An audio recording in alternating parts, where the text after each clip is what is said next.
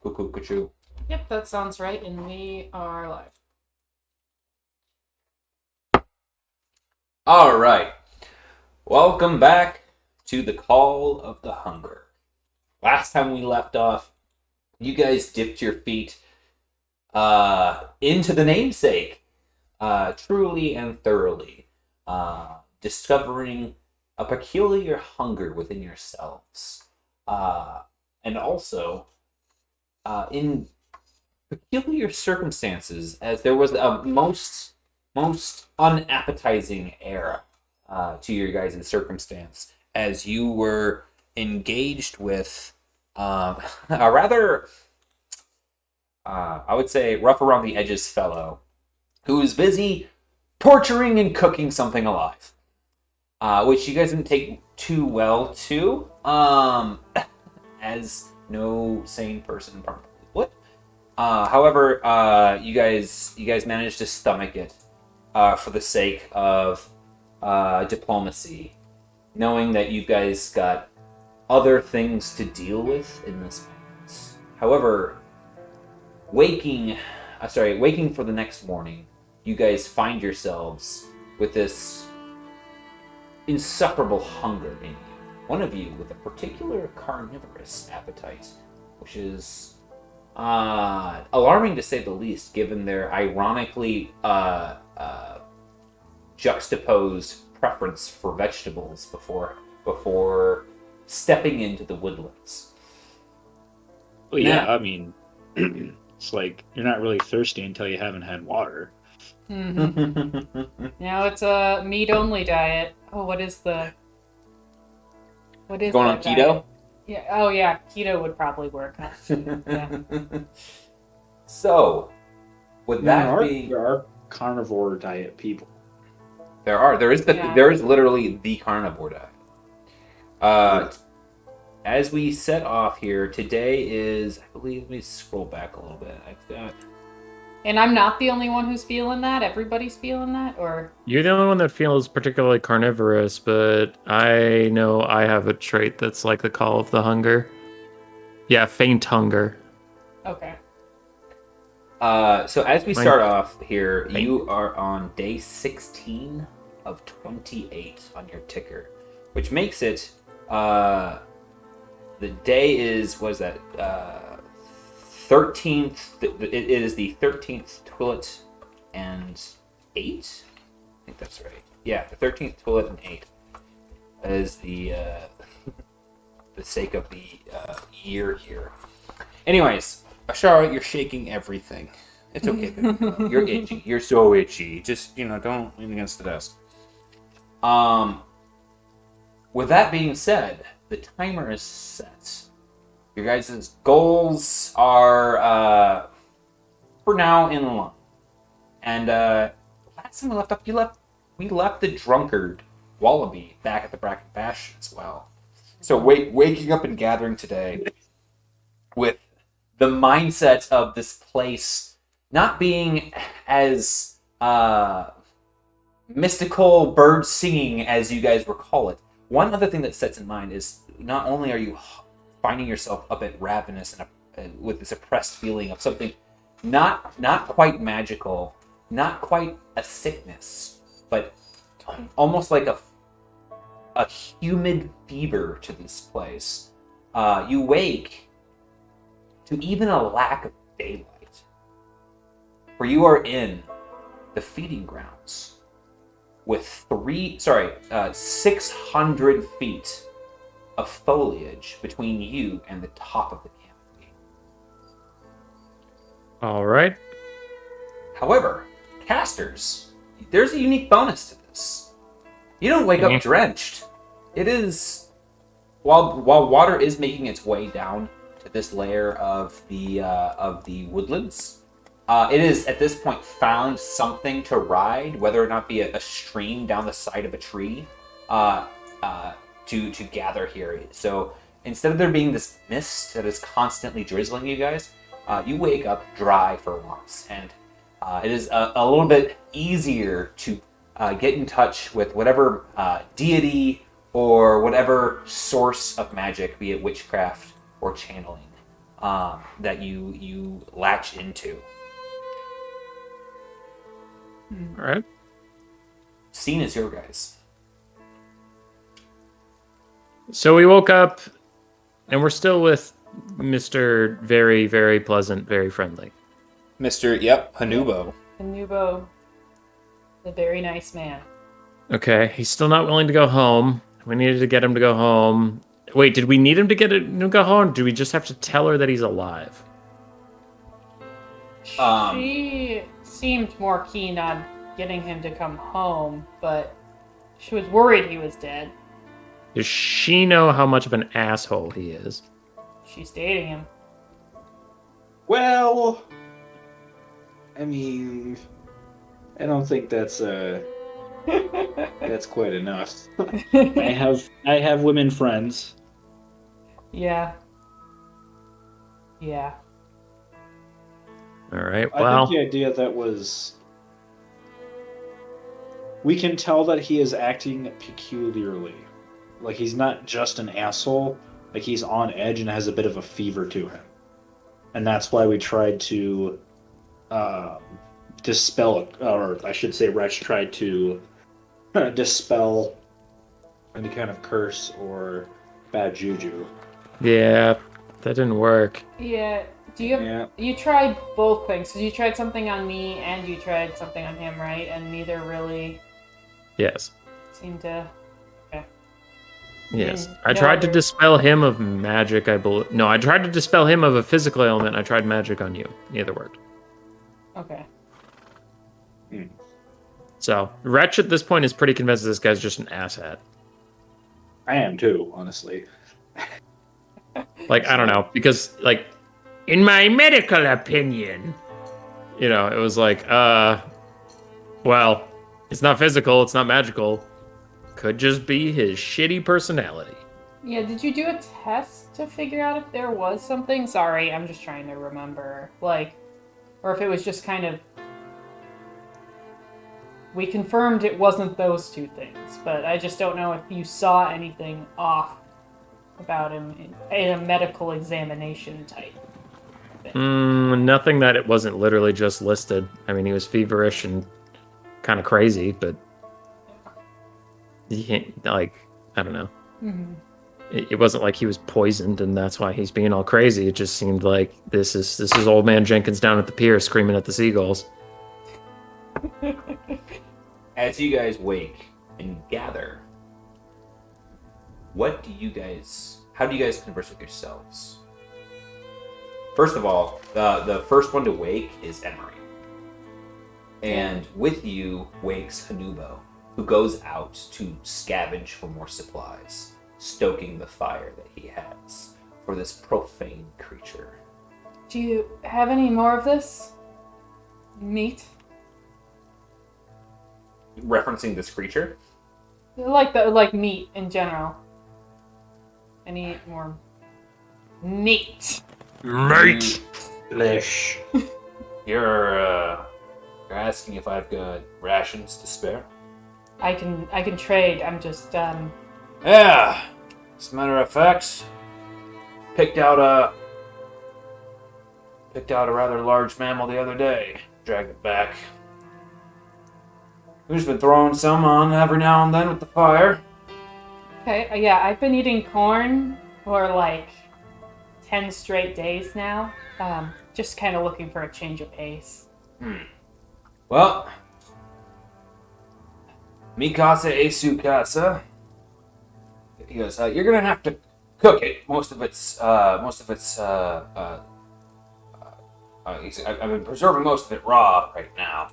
And he digs through his bag, and you find him. He pulls it's almost like a satchel, like probably about the size of like a potato bag.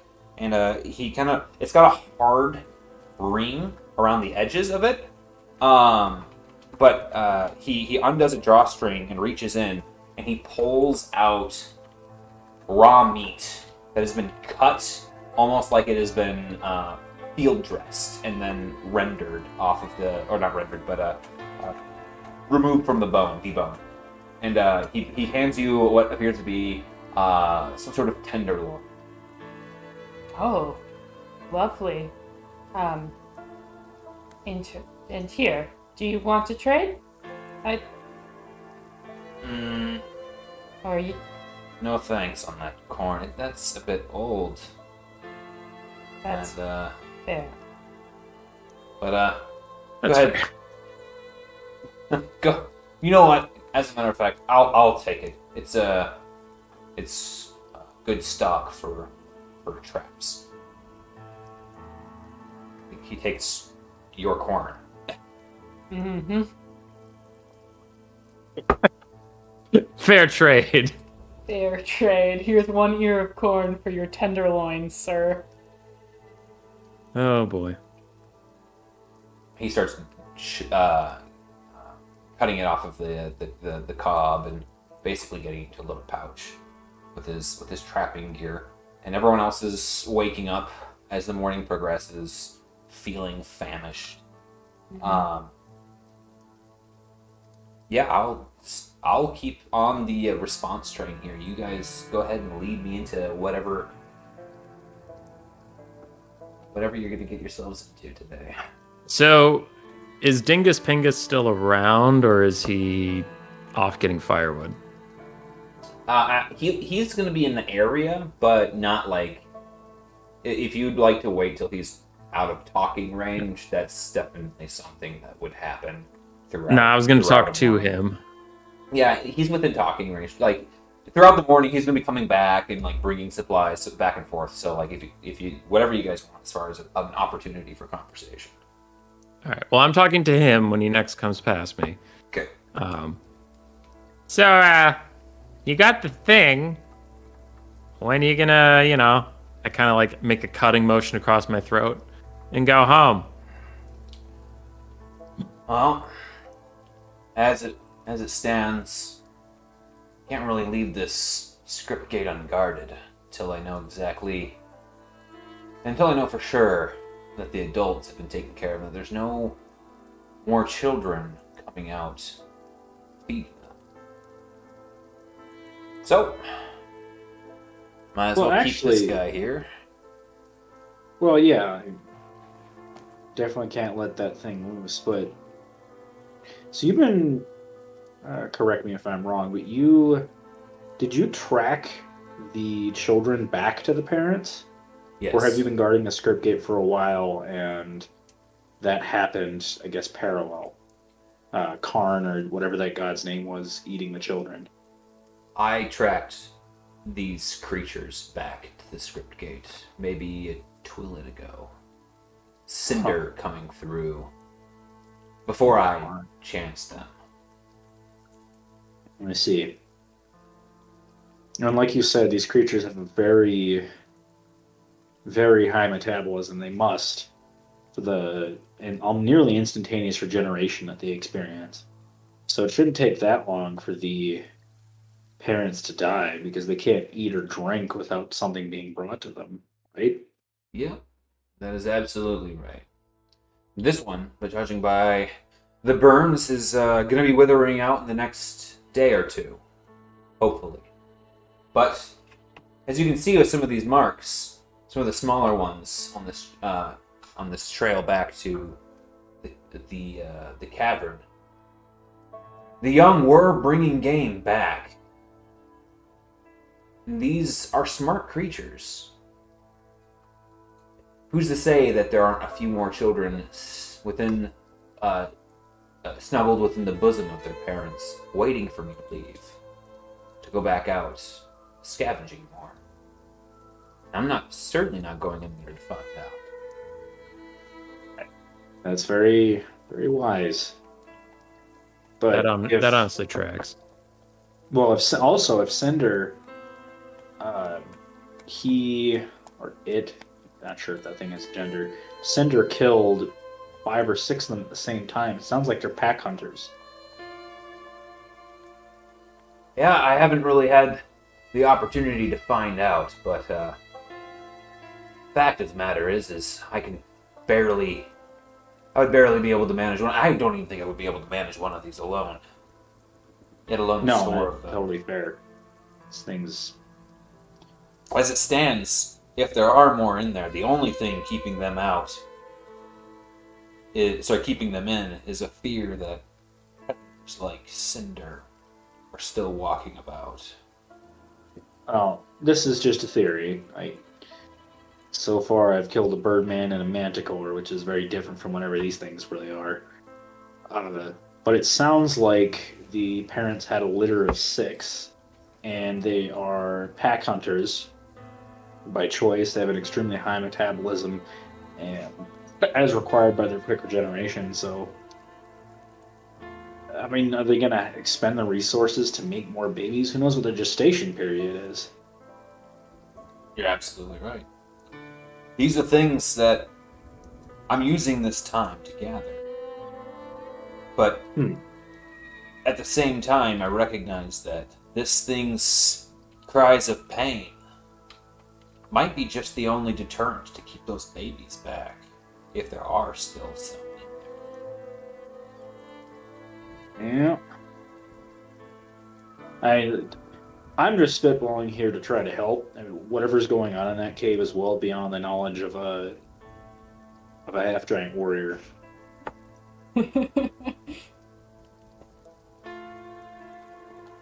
And like we said, we're here to confirm your welfare. We stumbled upon what you were doing and made some quick judgments without knowing the import of what you were doing here, and for that I sincerely apologize. That wasn't right of me to make assumptions despite what I saw.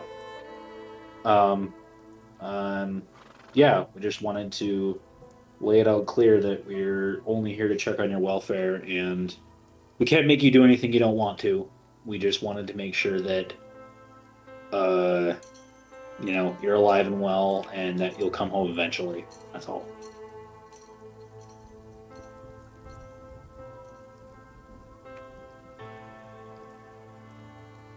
I'll be sure to tell G you did a job well done. Do you need any backup sent your way when we... No. Got this. Right. Of course. Not all of us needed to travel in parties.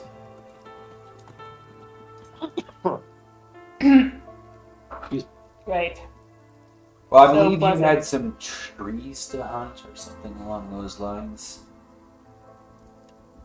Yes, that is right. And it's been so pleasant. Oh, I can certainly say I agree. Having folks wander into my camp, barely an inkling of what's going on in the woods, and judge me for what I'm doing here, has been an absolute pleasure.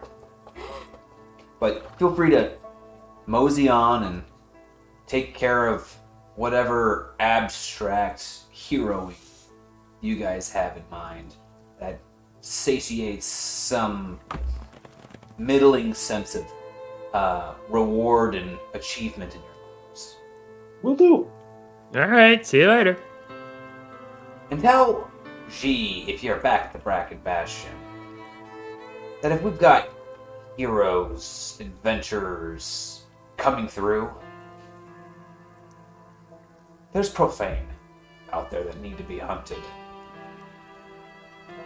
My time's hunting after me, chasing after me to check in on me is beneath her.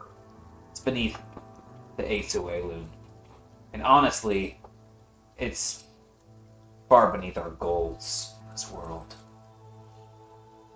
You guys should get sent off to fight and hunt real prey. Okay. Okay, Mr. Man. All right. You have a good day now. Wretch is gonna go. Yeah, I'm gonna go. Okay. Yeah. I can't help this guy. He doesn't want the help, Really gonna... and he ain't. I mean, he's an asshole, but he's not, wrong. Don't you just hate it? Like, Yeah. I wish I go- could fault you for wanting to be here, but Yep. I'm gonna. Yeah, we've got some trees to hunt. You're right. You have fun with this. You have fun with this. So Whatever you- this is. You guys head out. Here's the thing. Where do you head here? We know that the trees are supposed to be somewhere between the Parathysium and the Bracken Bastion in a valley. There was more words Yep. about it. Aligned with the spine of Narat. There were some mentions to your line of ascension. So, long Yeah. story short, you were given directions from the Nexus, and right now, let me pull up the map real quick for you. I can try to think it through, I won't make you guys do that. No, I mean, I was gonna say with my character. Yeah. So Which- you guys are given directions from the Nexus and from the Thicketlands. Oh, sorry, and from the Canopy. And now you guys are kind of over by over by the sea of Bracken. And you are in the feeding grounds. So being able to figure out where you're supposed to go, that's going to be a survival check, right? Yeah. Especially seeing as even daylight has a hard time getting here. Being able to map out where the mountains are and how to figure out where that exact mountain was and relocate yourself. But so one is being able to figure out where you are, right? The other one is trying to figure out how to get from the feeding grounds. If you guys want to go go the whole way in the feeding grounds and then go up to the Thicketlands, you guys want to go up to the Thicketlands here by trying to find an ascent and then going through there. There's a lot of options. So, what are you trying to do first with your survival check specifically? Probably find out where we are right now, and I already rolled it, so What did you roll? 1 success, 4 advantage. Okay, so generally speaking, that you pretty much headed pretty far west, right? You can from here surmise that you also headed somewhat south, but you have no idea where this you can't see those mountains from earlier. You're gonna have to either head up to relocate it, right? Or you're gonna have to use some matter of figuring out where the a local river is, and then being able to find and track those back toward the mountain range, because obviously those are higher elevation, right? Yeah. The Thicketlands are on the top. The Thicketlands are the middle ground. And the Canopy's the top. Feeding grounds is Canopy's the bottom. Okay, and so it's in the Thicketlands. Yep. There was a den of these weeping willows memories that were identified as having a den in the Thicketlands. Okay. Well, I know we need to go up and probably south. Yeah, mainly you need to go east. East? Okay. Yeah, east and south. Okay. Um, I think maybe we should just, head this way for a bit and try to see if there's, a nice way to get back up, right? you can surmise that it's probably a 2-day journey. With Oh, it's gonna take so long. it's probably a 2-day journey, just be bopping ho humming, right? You can cut that down by trying to either do an athletics and try to go and push you guys in order to get there quicker, or you can do a survival check as you guys are going, and if you guys get a lot of success, that would reduce the time. Being able to find an ascent that would get you there quicker, that sort of thing as well. So, food for thought. But what I need to know from you guys is, are you going to travel through the Thicketlands? Sorry, are you going to travel through the feeding grounds and then go up to the Thicketlands, or are you going to travel through the Thicketlands? Sorry, find a way up to the Thicketlands and then travel through there. We were I mean, walking probably up. If you go I don't up, know. you'll hit a more rainy area, but you'll have more light. the one thing was like, what happened to us when we were in the thicket ones before was that there was that big hole in it. Like, does that happen a lot? Or is that was that just like a super weird? No, that's common. The thicketlands is an area where creatures are learn to tread carefully as they're walking. There's a lot of things that are supportive of your weight. There's more predators in the feeding grounds. The thicketlands there's more herbivores there, and then most herbivores make their home in the canopy. Okay. So that's kind of how that works. The other item is that the Fleuntra is in the thicketlands. Sorry, the Fleun tribe is in the feeding grounds, and the Sillin tribe is in the thicketlands. We haven't run into either of those, so I don't know what you're talking about. That they're there. Yeah. I mean, we killed an invisible bird, man. We could take on some Sillin. Easy. I don't want to. Easy. There might be well, unless they're huge dicks, I'd prefer not to. Yeah, it's like, whose territory do you want to be in? It's not, it's just like, yeah. Right now, you guys have gotten some background information, but unless you've been paying attention and writing notes and generating preferences, I'd prefer to not be in something called the feeding grounds where it's super dark. And supposedly giant monsters fell down here rather recently and created the holes we were just talking about. Yeah. Also, the Flames are slavers, aren't they? in a way, yeah. So they have work camps made for the Tekeknu, and the Tekeknu, you've learned, have been leaving Paratisium and going out and basically scavenging materials and bringing them back. So they've been taking resources, dead creatures and stuff like that, and bringing them out of other territories. The Fleun have been basically going, hey, you poacher, you're going to stay here and you're going to do decomp here. You're going to break down materials and stuff like that as a bug person in this territory. You can't go back. You can't take this shit and leave. So they're being basically treated like poachers. All right. I don't see any issue with that.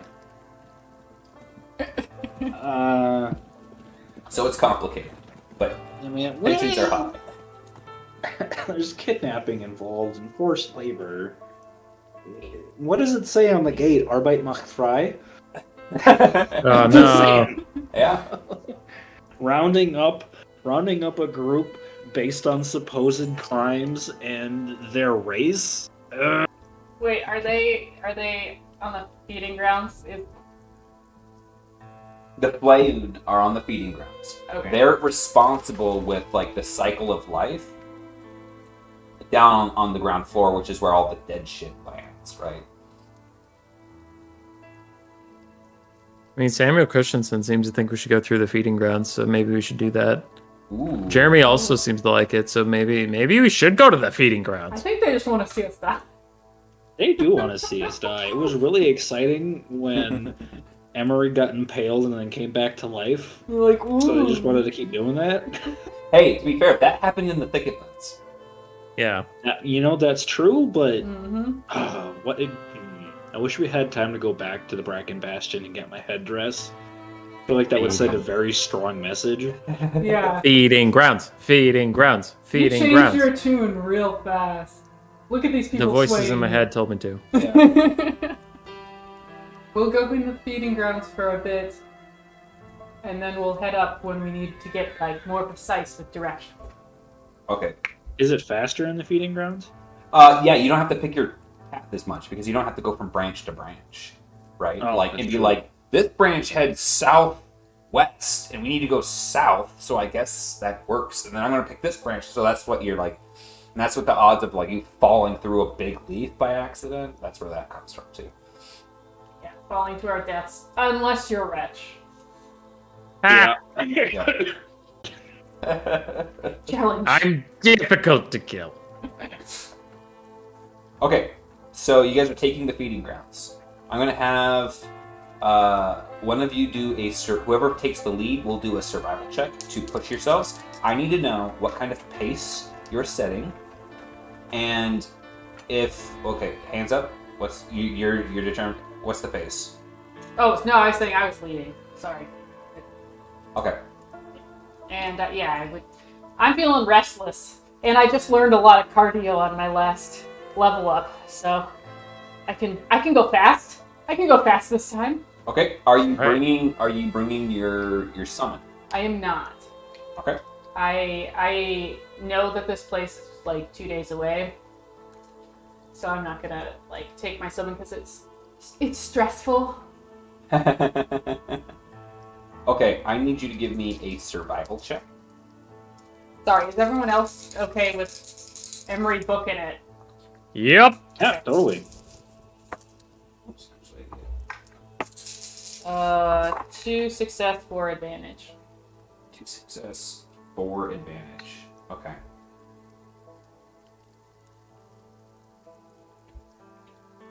As you trek,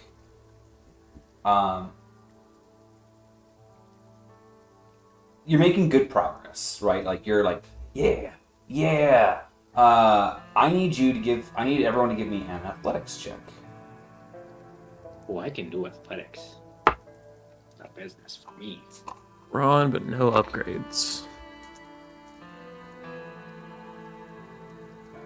2 success, 1 advantage. 3 success, no advantage. 1 and 2. Okay. Yeah. Down here, it's pretty easy to make like a lot of distance quickly. In fact, because you don't have the undergrowth that you have in most forests. However, as you proceed, you realize that it's also really hard to navigate the right direction that you're going. Now, even though you're pushing yourselves, you find that you're not like you finally find the spine of Narat, the mountain range that you were looking for before, and you use it to track like where you are and where you need to be. I need another survival check. From all of us? No, it's just from one of you. 3 and 3. 3 and 3. Okay.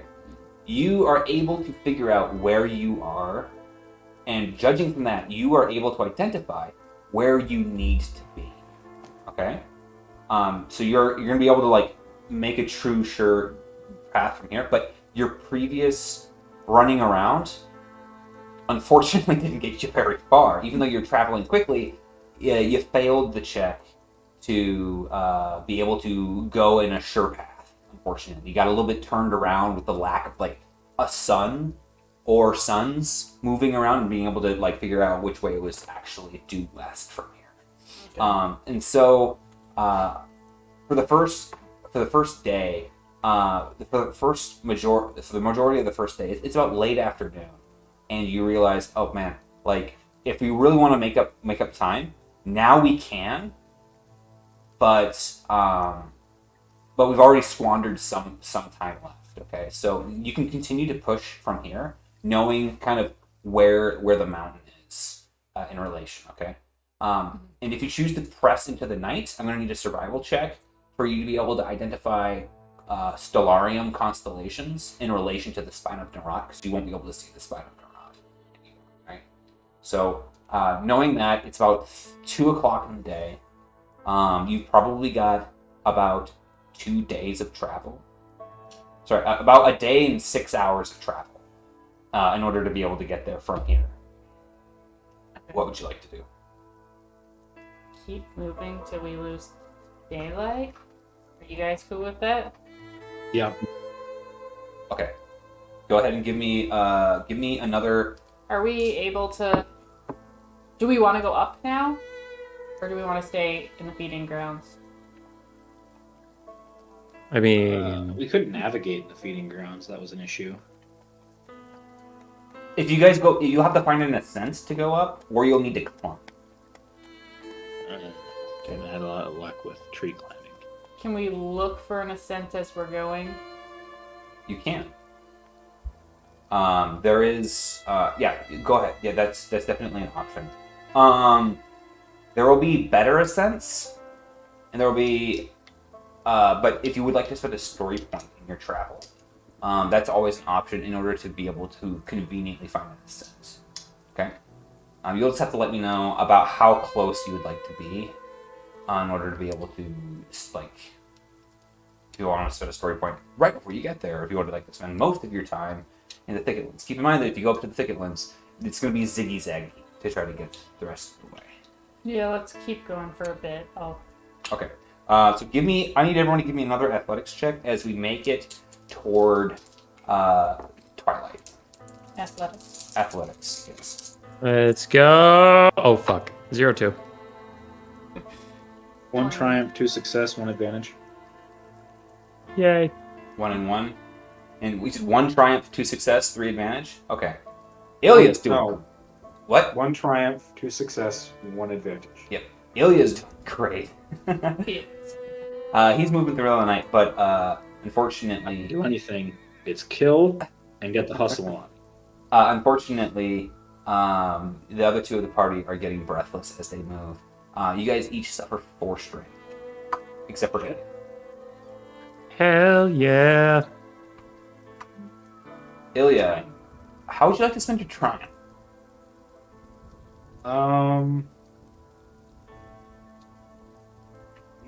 Would that help? Yeah, can I do that to help us find an ascent? I would allow you to spend a triumph to be able to like basically run circles around folks and like scout, right? Scout around as you guys are moving to try to find an ascent. It's so easy for me to run at like 25 miles an hour that it's nothing for me to look around and make those quick judgments. Yeah. So with the strain that you guys suffered, actually, so I said 4 strain, right? I will say 2 strain plus another strain for every hour you would like to make up along the way.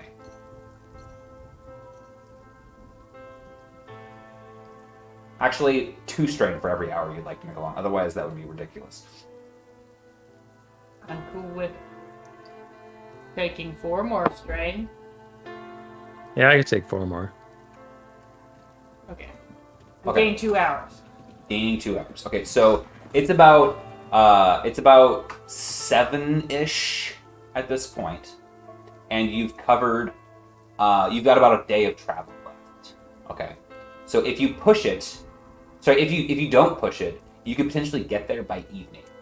If you were to continue as the crow flies. If you choose to push it, you could get there by midday or something like that and have daylight for when you get there.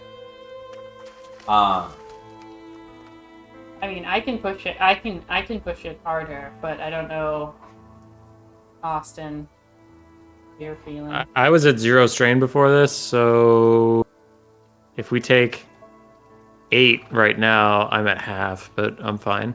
Okay.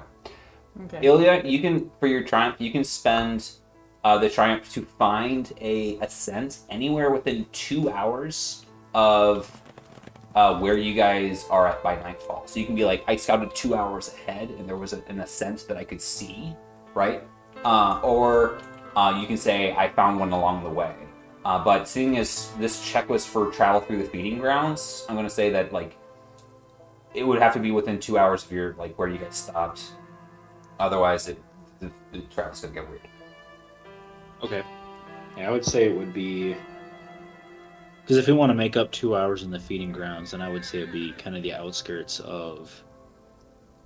at the end of our journey, basically. Okay. The 2 hours that they're making up for there to be an ascent. Okay. It is now pitch black in the feeding grounds as the sun sets. What was that? We made up a 4 hours total. But you said you wanted to do it was 4 strain, two to which would one. be 2 hours. It was 2 to 1. Yeah. We took 4 more extra strain. Yeah, so 4 extra strain would be 2 hours. Mm-hmm. We took 8 strain just now, Austin and I. Okay, so I said to suffer 2 strain from failing your check, and then you can suffer 2 more strain. So you make up 3 hours if you suffer 8 total strain. Okay. Yeah. Okay. So 7 o'clock, that's 4 hours plus 3 hours. You're at about, you guys got about You guys got about, what is that? A day minus an hour. So you're about an hour from sunset is when you make it there, assuming everything goes well. At this point. Which it always does. Always fine. I feel like we should take a nap. Well, more than a nap. Is that, Oh. should we camp Okay. for the night?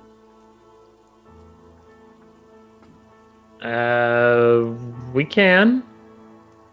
We can. Down here or up there? Down here or up there, you said? Yeah. I Oh, would rather ascend to the thick Yeah, ones. probably up there. that reminds me. As you guys are traveling through the feeding grounds, because Ilya was scouting, one thing, Ilya, that you would have seen. Give me a perception check. Actually pretty good at these.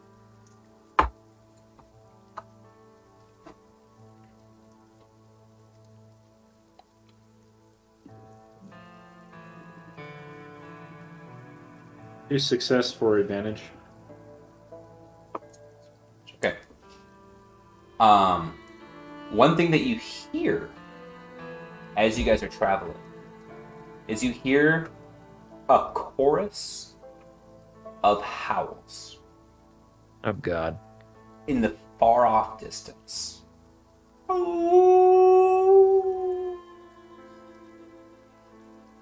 You just got Hours our dogs to continue. cry.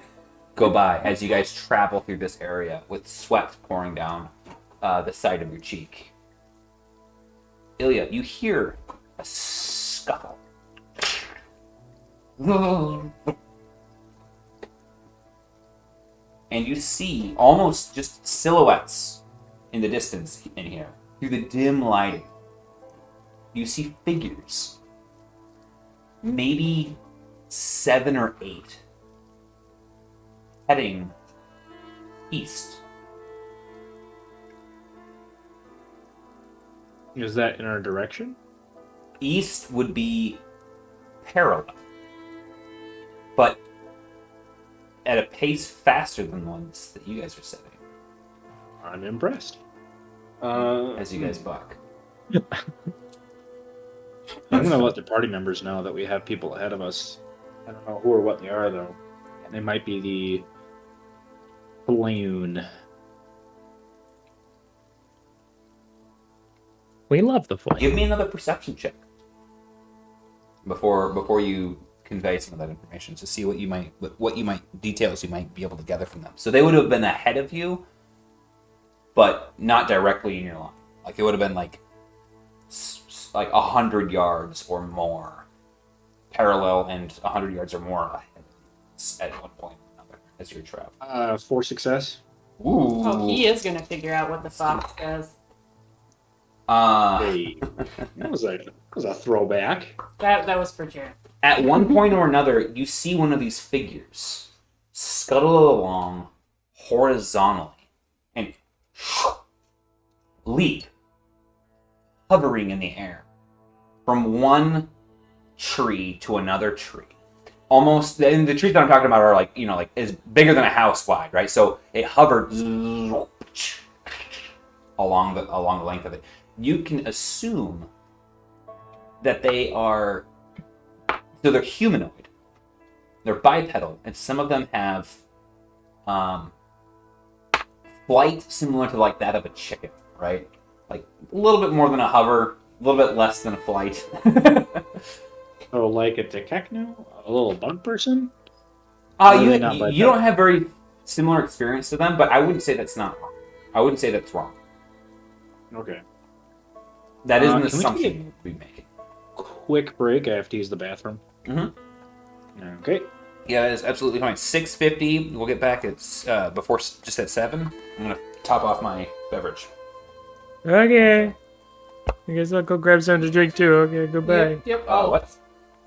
Okay, goodbye, guys. This is the end of the campaign. Okay, goodbye.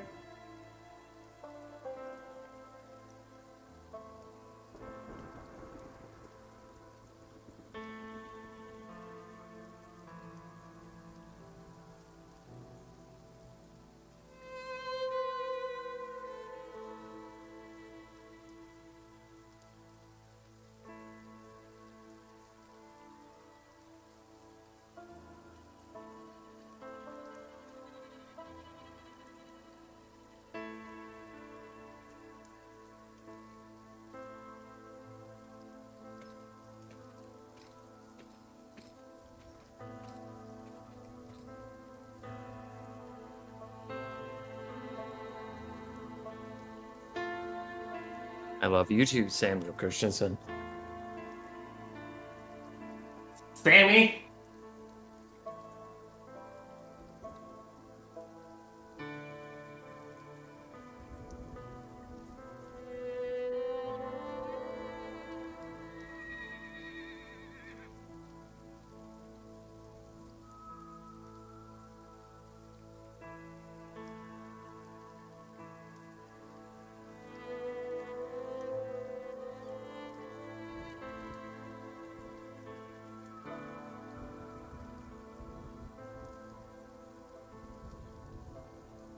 Map gives me flashbacks of our ongoing Spelljammer campaign. All right. Talk to this guy, game over, you win. Lies.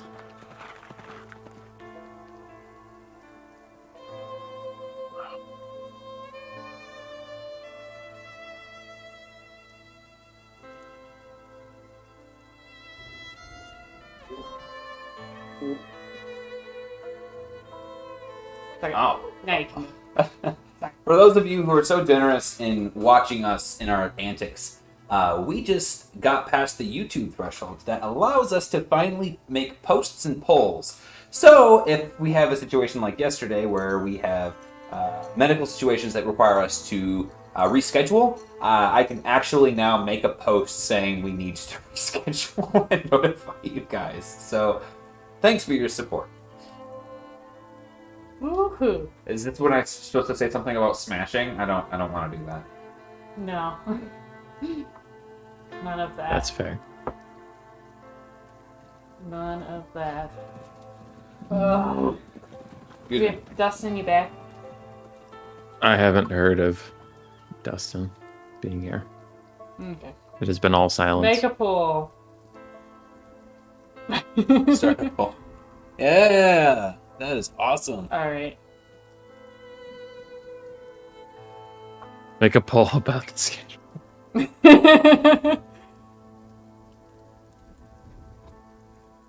Oh, I can't even. Who's the best PC? I would say PC or Fine. Are you gonna do PC or NPC? Yeah, I was gonna say PC. It's Sean Connery for sure. Do you Is want NPC? Okay, You we'll want do NPC? NPC. Okay. What's Sean Connery's real name? Wallaby. So you can throw Wallaby in there. You can throw Hanubo Alright. and Brad. Nobody's Baxter. voting for fucking him. Throw Hanubo and Rad Baxter in there. Sure. What about G? G, or you could do Figured the tree. Not Figured the Timberman. G is Not just Figured. XE. Figured sucks. It doesn't matter. It doesn't matter. Okay. What was the Timberman? Figured. Or there was Boolarau. Oh my gosh! Stop having so many. Figured was the one with glasses who gave you guys magical tree potions. And a permanent stat buff. There you go. He did give us. There you go. Look, see? Now we know we can do it. Woo! Moving up in the world. You'll love to see it. About the rock. Okay, make a poll about the rock that's about to fall from the sky and what it should be made of. Yeah, do there two at are the pain at the same there time. are big meteors in this. He probably could just do that. Yeah, Why they're so let me see, what was the question? What was the statement? Make a He poll. was just joking that he would have a rock fall from the sky now. Yeah, they are they're actually called in this world fudge. I've got too much lore. Give myself. I'm gonna have to control F my own notes. Cataracts? Cataracts. Thank you. Gosh, I know your lore better. Right, you've been writing too much lately. Yeah. They're called cataracts, and it's when the lore is that it is some sort of celestial body, like a god, falling from the sky, having been struck dead in the eternal war that is being done, that comprises the night sky. So there actually is a thing. In fact, in one of our other series, which is currently being recorded but not posted, your little rat friend here, and Sarah actually just found one where it landed, and there was a humanoid figure in the meteor strike and in a pile of molten magical platinum, along with some other stuff that is going to have some pretty interesting consequences once we finally get back together. Yeah. To be fair, I didn't go near it because that shit was no bueno. I like it, especially when right now you're totally willing to threaten a total party kill over money, yet you didn't loot the platinum that fell from the sky in quantities that could not be hauled out by the saddlebags that you had. He didn't know that. He just knew a god fell from the sky, okay? Yeah, he didn't come close enough to see the shinies. Yeah. Your name is literally an abbreviation for shiny.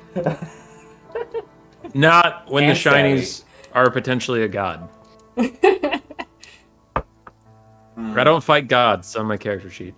Yep. It's on my character sheet. That is true. Oh man, I'm so excited to see what you guys do to get out of that situation. Yeah. Dustin, you back? Dustin's not back. Shins does not like magic. I also now know who you are. I was pretty sure it was you, but I don't want to call you out, but I know who you are. I was like, you know who that is. Wait, who what? Oh, he just wasn't sure if that was Sam. Oh, gotcha. We miss you. We do. Oh, yeah, Sam, just to mention, not to be that guy, but you might not have a party to come back to. Yeah, we might all die, but it's fine. That's fine. So Stroman's just going to go off on his love story. And I haven't forgot about you. I haven't posted anything for you yet because literally you're getting ahead timeline-wise than the actual party. Yeah. Classic. Dusty Lee? Dustin's back. That's me. Dustin's back. Hi. Okay, he's back in town. Okay, so you potentially saw some bug people, and you heard some howling, and now it's nighttime. Would you like to continue your guys' march, knowing that there is a potential ascent within 2 hours, and you might be able to track using the Stellarium, continuing on towards your destination? So can we not see the moon? We can see the So- stars, right? So in this world, this might not actually, you might not actually be in a traditional universe. There might not actually be planets. So there are a lot of different things in the Stellarium, including what would be, they're all just called celestial bodies because there's a lot of different weird things going on. Up The sky there. is weird. There's not like a specific moon there's like is at Earth. And there's like people, if there is a pattern, haven't figured it out necessarily yet. Correct. So I there's was a gonna lot. say You look up, Go ahead. and there's a shit show of activity in the sky at night. In fact, it canonically gives dwarves anxiety. so. No chance I'm figuring that one out. All right. Yeah, Raji and Ada are the gods of night and light, and they're considered the curtain gods for the great show that happens at night. So, that's the thing. Sorry, I could go on a tangent on this, guys. No, So, it's what are you doing? So our options are to stumble around in the darkness and hope that this will be the right way, or we could camp here with dogs, the dogs that are howling, that are flying. There was something about something flying, Ilya? Yes, there was a bipedal creature that was capable of short, low altitude flights. Easy. The which sky is could be weird. Can fun. get that t-shirt. Sorry, I was reading a chat thing. Yeah, I don't know. This sounds bad. I don't want to fight whatever those are at the moment. You don't have to fight everything. Maybe they're friendly. There is that. There's always friendly things Even in the guy wood. who didn't want to kill us kind of wanted to kill us. Yeah, this woods does kind of suck, actually. This wood sucks and blows, but we don't have a whole lot of options at the moment. No, either way, I'd rather not cross paths unless I can say for certain that whatever is ahead of us is friendly. Can't say that though. Okay. So should we just keep going a bit longer, then get to just like the top of the thicketlands, and then take a nice little rest? Because I have been practicing on the cardio, but it's starting to burn.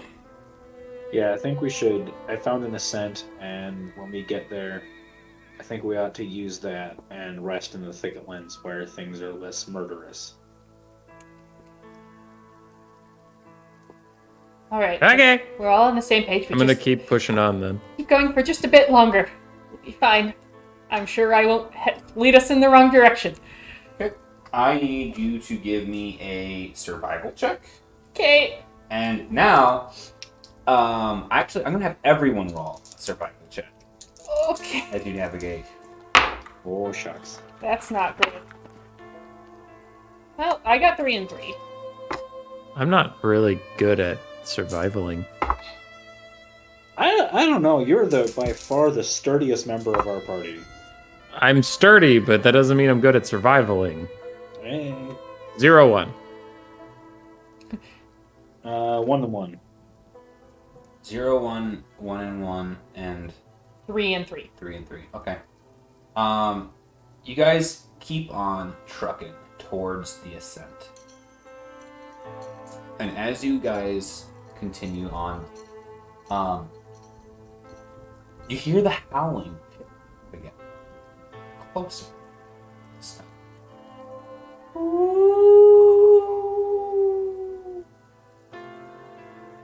All right.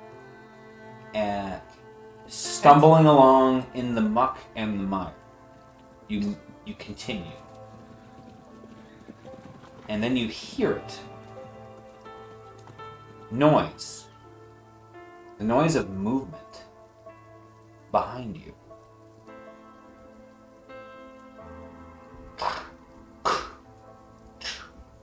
Good movement behind us. Sinister? Hmm? Is it like sinister movement? It is. Do we hear them rubbing their hands together? And it's so loud. Their hands are so dry. It is the sound Steaming. of some mother-in-law viciously rubbing her fork and her knife on her favorite china. No, It's the sound of someone cross-stitching right? vehemently. Damn. You get the sense that there are multiple figures moving quickly in your direction. By the sounds of it, it has the sound of a gallop. Oh boy. I don't like. So we're not hauling any dead bodies right now, are we? We're not getting mistaken for poachers. Everyone check your pockets for bodies. Yeah. I got big pockets. I might forget. I mean, I have A lot some of bodies in tenderloin these that I've pockets. been chewing on this entire time, but It's like. I might I would have be friendly some with, like, feathers, a stinger, a tusk, and a lot of twigs on me. No, she's just a kleptomaniac, not a poacher. Not a kleptomaniac, I'm more of a hoarder. If there's a difference, I didn't steal it, I earned it, I just keep it on me just in case. Yeah. Smell the. Wait, no, you didn't get meat from the space demon. Mm-mm. No. Okay, I was gonna say, if I happened upon a group of people like us, and one of them was eating the meat from a space demon, I How would you might not know? consider them. Meat's meat. Yeah, it's just meat. You don't know what kind. As you guys are frantically searching your pockets, the noise passes in the direction that you were driving. Ceases? It passes. It continues Oh. past you. Okay, well, they might be trying to surround us, so I'm gonna draw my sword and shield. You draw your sword and shield. Wretch, what do? You guys stop? Or are you drawing your sword and shield and running still? I'd probably stop briefly. The ascent Yeah, is about 20 minutes away. Okay. I'm going to ask this.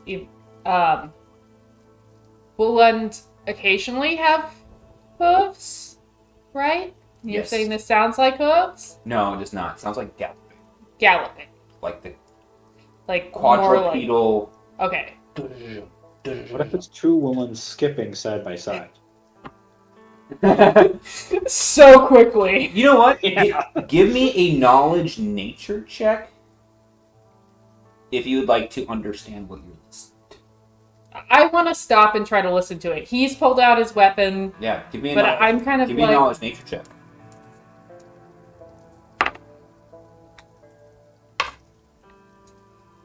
5 success, no advantage. Jesus balls. Just where it counts. It is the sound of padded feet, not clippity cloppities. Headed feet. In not fact, you gather with the padded feet and with the howls. Yeah, these are wolves. And actually, with that knowledge nature check, based off of the heavy sound, like the sound of like actually being able to hear them, something that you gather is that these are large wolves. Normal wolves would not have made a sound at all. They're heavy by the sounds of it. Mm-hmm. Match. And by the speed of them passing, Mm-hmm. you know that they're big. All right. So those are very large wolves, and they're not heading for us. They're heading either for something else or away from something else. So I still think it's in our best interest to skedaddle. Yep, let's skedaddle. All right. Would I face any penalties having my sword and shield drawn while I run? No, Okay. no, you're good. You guys continue towards the ascent. Mm-hmm. You guys continue. And as you do you guys draw any sort of source of light? I don't. That sounds smart. That sounds like something I would do if I A could source of see. light would help you see in close proximity. I have But it will ever-glowing also make you gemstones. very visible. I would stay as hidden as possible. Yeah, tell me how you guys would like to approach this next area. Are you guys running? Or are you guys hiding in like bush to bush? I'd say Or- running, but like not announcing ourselves with a giant torch. Okay. Yeah, we should definitely run because the biggest known threat right now is the wolves, and they're making a lot of noise. As you guys run, you get within sight of the ascent. You're maybe a 40-second jog. You're like across an opening from this. Trees on the side. One large rock to the right-hand side of the divot before a root. The ascent is one massive root coiling down and puncturing into the soil that forms a bubble on the top of it where the trunk starts, and you can see from there a vine that wraps it up. And you assume that you can scamper up this vine and use it because of the stubs that come off of it. You can use it as handholds to make an easy ascent up this. And from here, out of your periphery, from shadows, lands a large figure onto the stone. A light perches and reflects off of the rock, and you can see slowly and almost an illuminating light coming from a figure astride a massive wolf, a dire that would be known to Emery. The dire wolf is about the size of a horse as far as how tall its back is. This one, of dark coal. It's almost it's like a deep gray, It's not black, it's definitely a gray. And you can see the color on it because it's almost like this creature is being struck by a moonbeam. But the light is not so obvious in that sense. There is just a sense that like the figure on top of it has natural light on it. Although you wouldn't call it glowing. The figure is a gray toned woman. And from here, very little can be made out, except for some reason you can see lavender tattoos on her skin, coiling up her bare arms and toward a raven mane with horns that swoop back on her head of arms. As the wolf lands on the stone, she looks towards you guys. Now, perched between you guys, the ascent, she looks in your guys' direction, astride the wolf.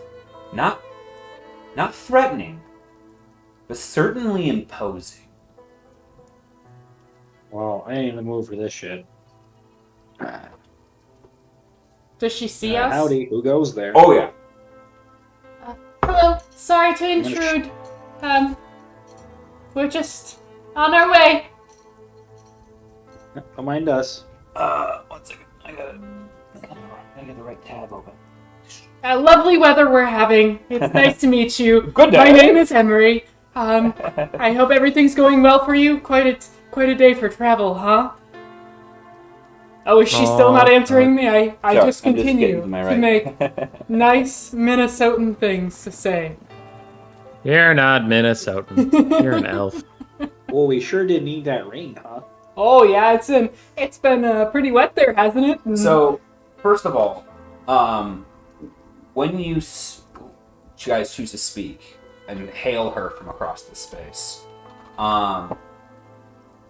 first and foremost, what language do you speak? I mean, I'm a Wooland, so I would speak effectively Wooland. Sure, whatever. yeah. So, Ilya gives off a hail, abiding by the laws of chivalry. And you follow up with, can you start with your phrase that you mentioned, sir? Sorry. Oh, hello. We're just passing through. Sorry to disturb. Strange. She addresses you in Wooland, which at this point, the other two of the party, knowing the languages that you spoke from our previous discussion with the Deerman, both of you understand this in broken English almost. It is hard and it is slow for you to process. When people start talking quickly in this language, you get lost easily. So if there's checks that we end up having to do, you guys will have an advantage, disadvantage, but you guys get the core concept of what conversation is happening. Anyways, she kind of looks in your guys' direction. We saw your footprints tracking eastward. She kind of looks you guys up and down. Do you approach, or you stopped 40 feet away? And at this point, you guys are like almost having to like project your voice, not a shout, but at the same time, it's more of like a hey, how are you, sort of thing, like louder, trying to project. Yeah, no. I was thinking just stay here, kind of like we're on our hi, bye. Okay. You're certainly not one of mine. And please, announce yourself. My name is Feodora. I don't recognize you. Wretch, brave and tale. I am Ilya. And I'm Emery. I'm not from around here. You're not Playun. No. I came from the Gnarlwood, actually. From the Nantonga tribe. She kind of ruffles her eyebrows a moment. Wretch, give me a vigilance check. I'm good at that. 4 dice. Is that true? I don't know if you're lying. It's willpower. I got this. Oh, okay. 3 and 4. Okay. Continuing here. She kind of looks at you guys and like starts to like turn her wolf in your guys' direction and like trot forward. You are. So you. You're not from here, and yet you have not announced yourself to Ambrosia. I don't. Ambrosia? Ambrosia. You're not familiar with Ambrosia. Then you do not have you do not have guest right here. We just came from the Bracken Bastion, is all, and we're on our way up to the Thicketlands. They should have informed you that Asa Wayloon have guests right here, but certainly the guests need to receive explicit permission.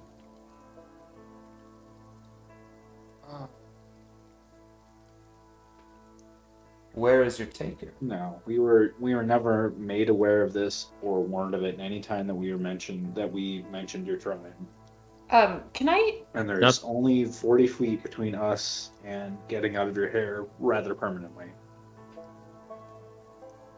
Yes, there is 40 feet between me losing control of this situation. And you see like the wolf kind of like back up a couple of steps.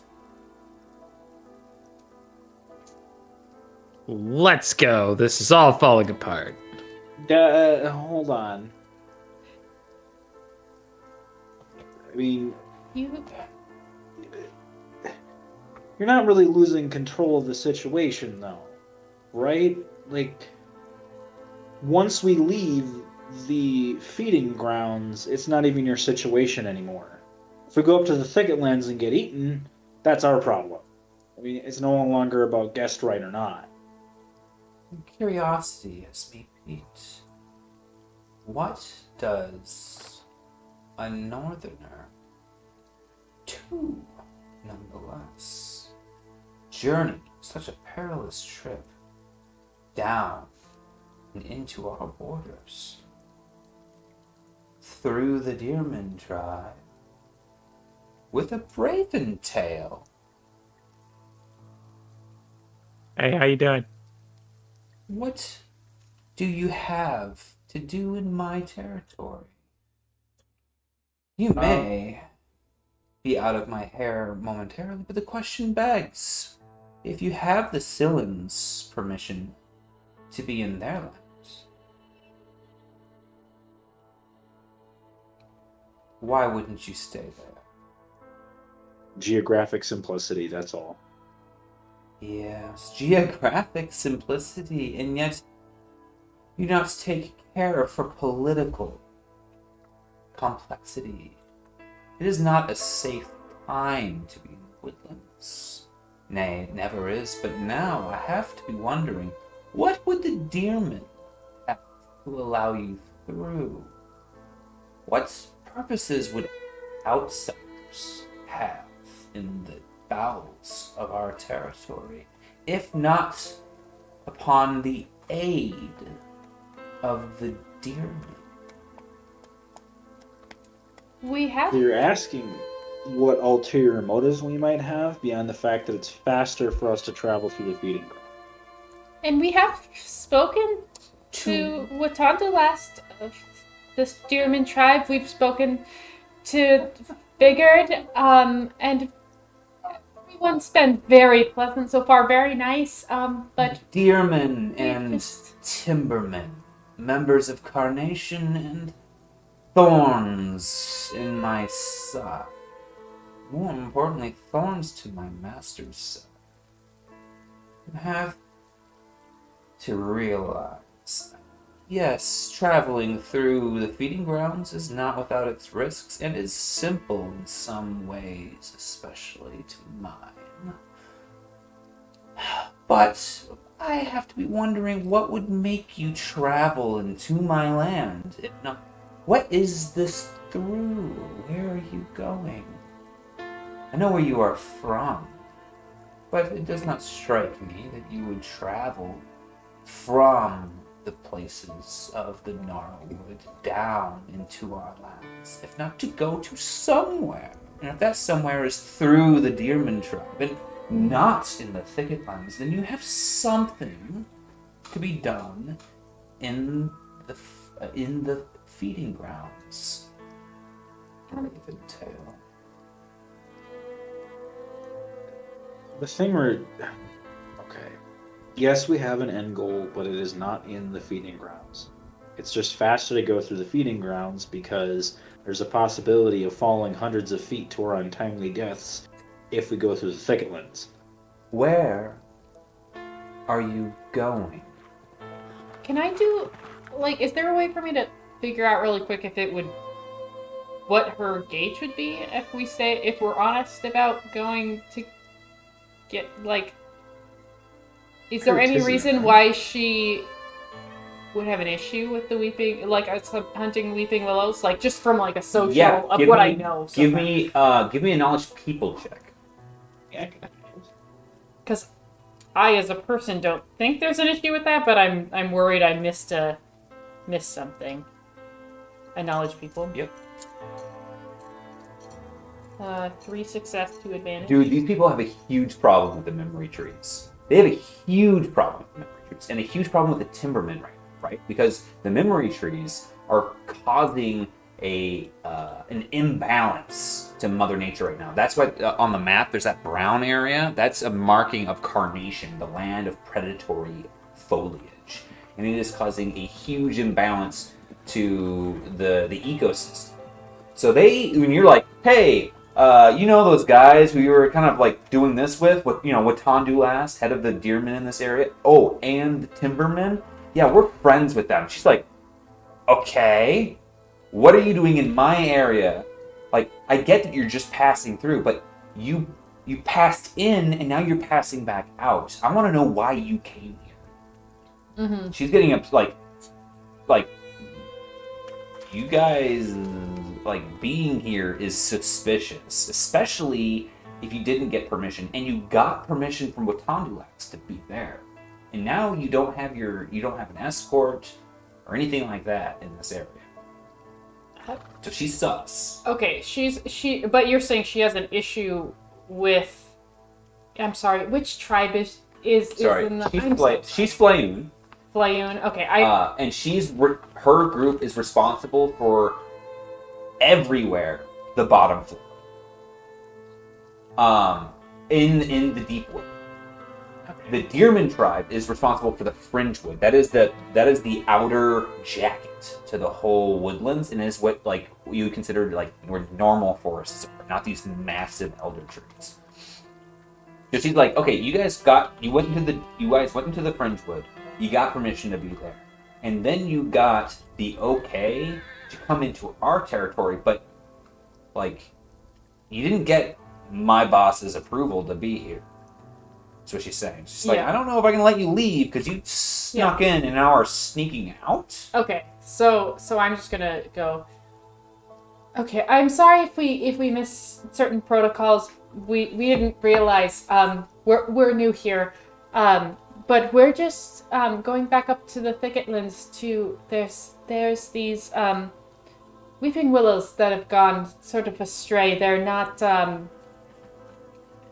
fully cognizant anymore, more like, monsters or terrors than living things anymore, and we were going to take care of those. We thought it would be quicker, like my friend was saying, to go through here.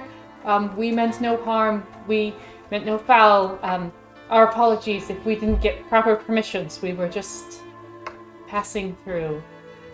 All right, very well. There's a very simple method that can help expedite this. I have somewhere to be. And if you are not affiliated with the members of the Nexus, if you're not affiliated with the Deerman, and if you are certainly a friend of the Flame, you would tell me. We pursue a band of escapees who have come this way. I suppose. Is there? Point me in the right direction. Escapees? To Oh, Keknu. from your labor camps. Yes. Fugitives.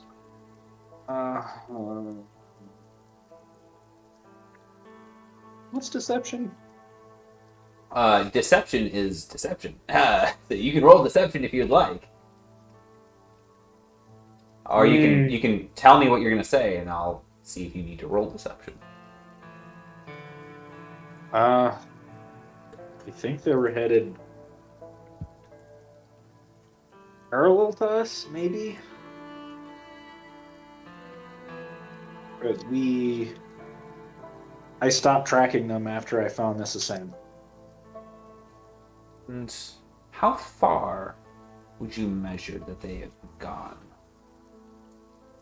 We could. I stopped. I was aware of them. I saw how far ahead of us they were, and that's as much as I know. I did not track them at all afterwards. I Today. can only tell you that they were traveling roughly parallel to our path, 100 meters ahead of us maybe, but it's not concrete. When? When? Yeah. Oh, 2 hours ago, I think.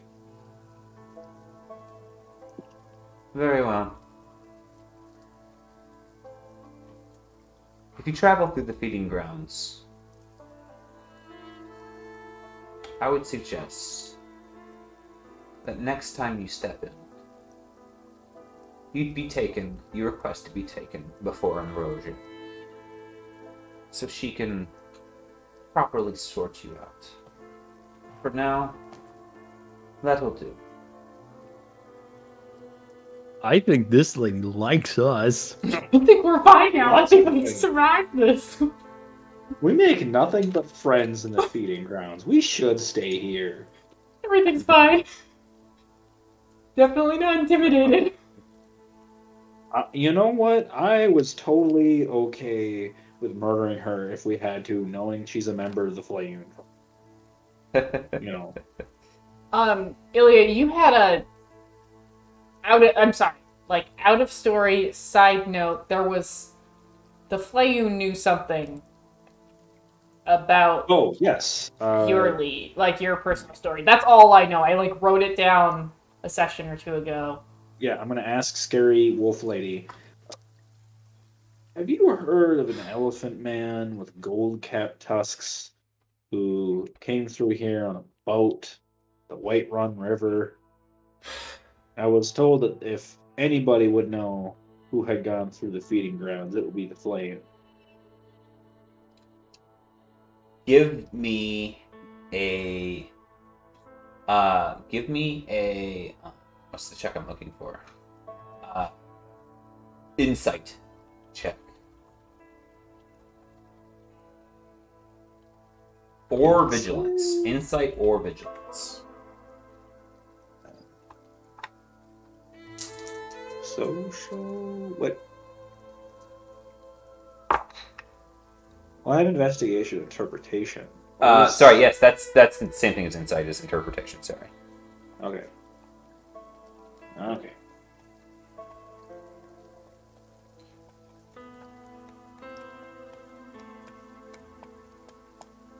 Ooh.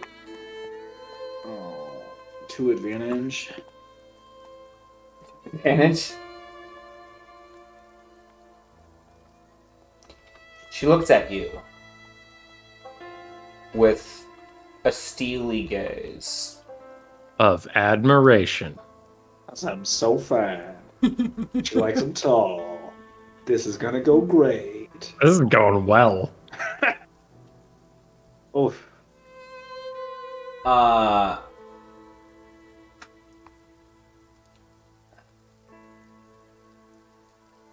Say more.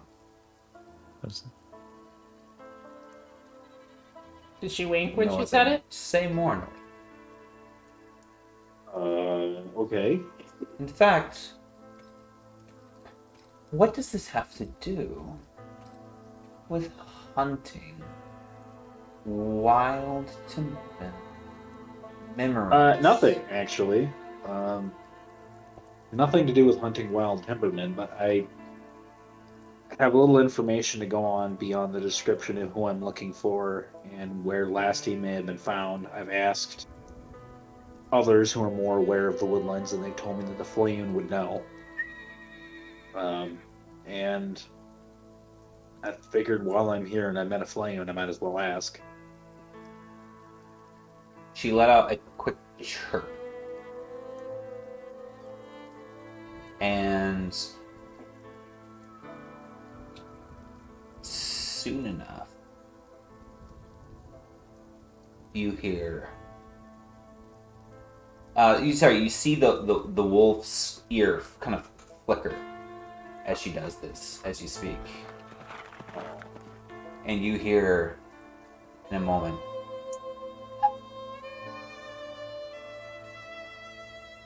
The sound of a dog panting. And you see, with your keen eyes, other forms in the woods. Other wolf riders.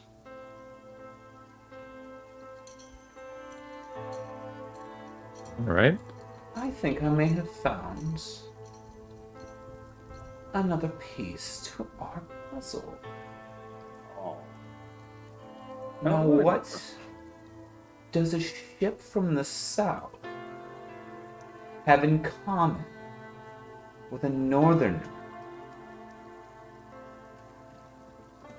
A Nintongan and another Braventail. Oh, named Tonga. Nintongan is the tribe. That's me. Oh, no. She goes, It is far from me to say. But this is not at all random. Maybe Ambrosia can tell us. This is going well. Yeah, And- we're gonna make friends. 3 more dire into the area. Jesus All Christ. with riders. She goes, I think Ambrosia can give you many of the answers that you're looking for. So, Oh, God. come with us. She'll give you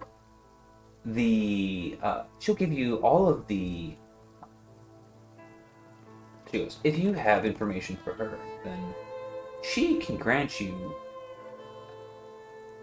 What's the word I'm looking for?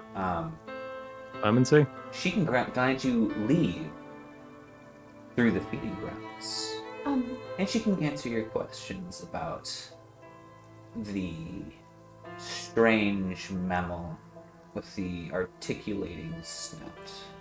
I'm sorry. Ambrosia and not, Cain Valak? Or... I had heard that name before. So you are well versed in the hierarchy of the Flayon. Why, I could not expect any difference from, the rat amongst you has very little to say. Very little to say amongst you, as I am sure there is a particular reason why a Braventail would have such an interest in Cain Valak and Ambrosia. After all, it is a member of your tribe that is seated at his side. Favored amongst, favored even above the likes of fellow Willund. Curious indeed. Well, if this goes even above Ambrosia's head, we are certainly going to address this by my Is betters. Is there some skill or ability to be able to explain how much bumbling we actually do? Well, seeing as how my whole tribe is dead, I'm very confused with the last one, but all right. Yeah, you're asking for more information than I've given. Okay. I will answer whatever questions she asks of me to the best of my ability with no deception whatsoever. And I clearly don't have a choice. Yeah, I mean, I feel like there is something you can test to see if she's being deceptive, right? Yeah, if you want to see if she's lying, there's checks for that, right? You can do an interpretation check against her deception if she is lying. But you guys I are would like speaking to do truth. that. Okay, what do you want? What before we just roll a roll? What are you specifically looking for here? I'm trying to look into what her intent is. I obviously don't have a choice. I don't want to get in a fight with these people not knowing how strong they are. Yeah. But I want to know if... So go ahead and give me an interpretation check. Yeah, like, is this like an evil genie wish? Where like, yeah, we'll let you go if you tell us what we want to know, but we don't. But you don't. Well, we know you don't know, so we're gonna kill you anyways. Kind of thing. I love evil Give genies. me an interpretation check. Oh fuck. Free advantage. Let's Okay. go. So Oh shit. I'm gonna lay this out like basically what you would know based off of this conversation and like general awareness, just in case, because there's a lot of like weird cues. Here's the thing: the Woodlands is a deeply cryptic place for outsiders. Very, very few people would know the structured hierarchy of how shit happens in the Woodlands, because unless you're a woodward, which is like an approved ranger, you don't go into the Woodlands and through the fringe wood into the deep woodlands and survive. That's the Flame's job, is to maintain that stuff. So the fact that you guys came in and were like, hey, I know your boss, and I know your boss's boss. Also, the name Braventail has this person very intrigued, because apparently the protege to Cain Valak shares a clan with Wretch, right? Like, this is stuff that has been dropped.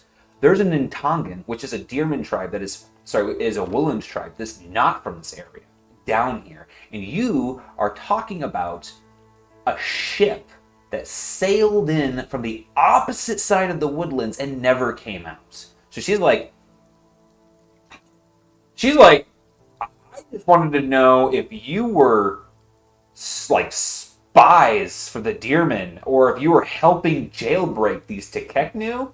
I was going to let you go after you just threw the Tekeknu under the bus, not knowing that we're already been tracking them, but now you've opened up a whole can of worms, because we've been wondering about this freaking Dajan guy, and now I gotta bring this to my boss, is what she said. She's like, I gotta bring this to my boss. That's what her agenda is right now. She's not being I'm not creepy. a cop, I work...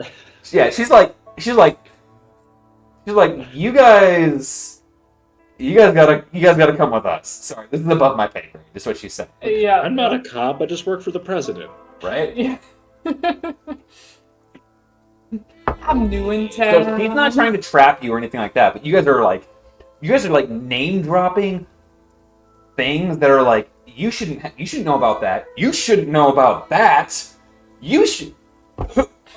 Why are you here? Who are you? Like, there's just a lot of that going on for her. I'm just a handsome, peaceful fella.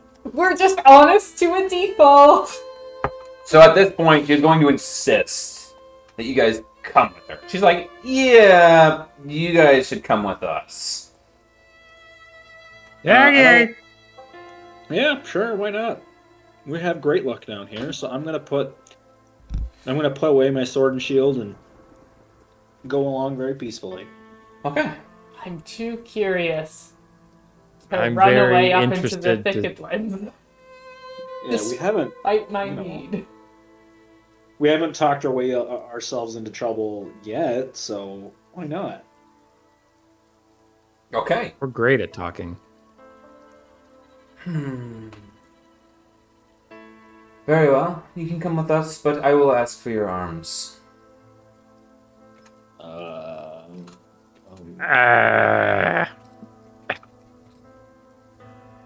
Oh, You want to fine. run that by us again?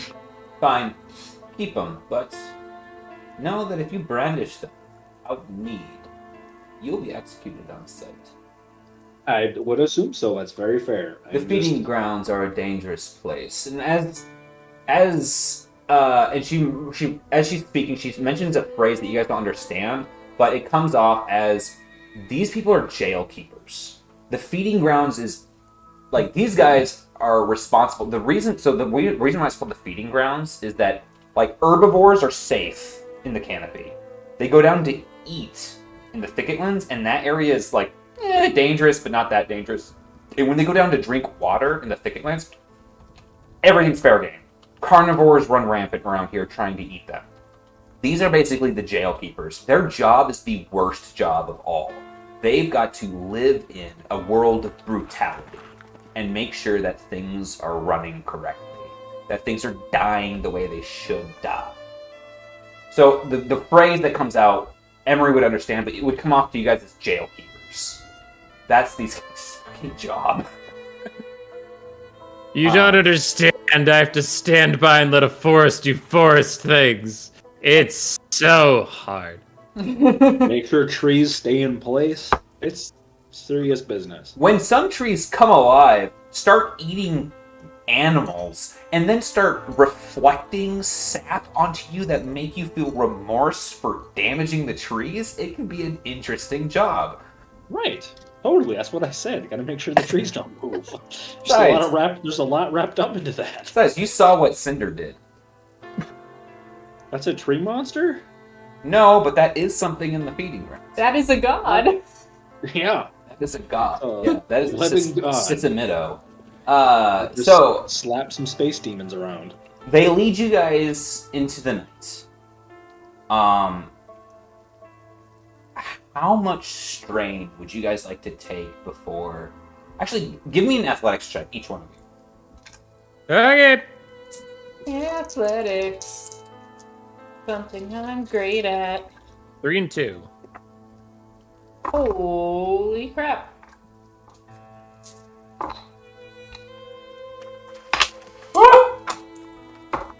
Or success, one advantage. Okay. I got 4 success. Oh my god. Okay. So, you guys all comfortably travel throughout the entire night, heading south by southeast. Sorry, south by southwest, towards the Dancing Springs phrase. As you guys travel, you guys don't bed down for the night. You guys take a damage if you don't eat any rations. Emery, you don't have any rations. That would I be ate the palatable. meat earlier today. Does that count? In the morning? In the Breakfast? morning, I will allow that to be your ration for that night because Borrow a ration of mine. and as you guys are traveling, because you performed so well on your athletics check, you will not have a setback die on your next discipline check. Please, all of you, perform a discipline check for me.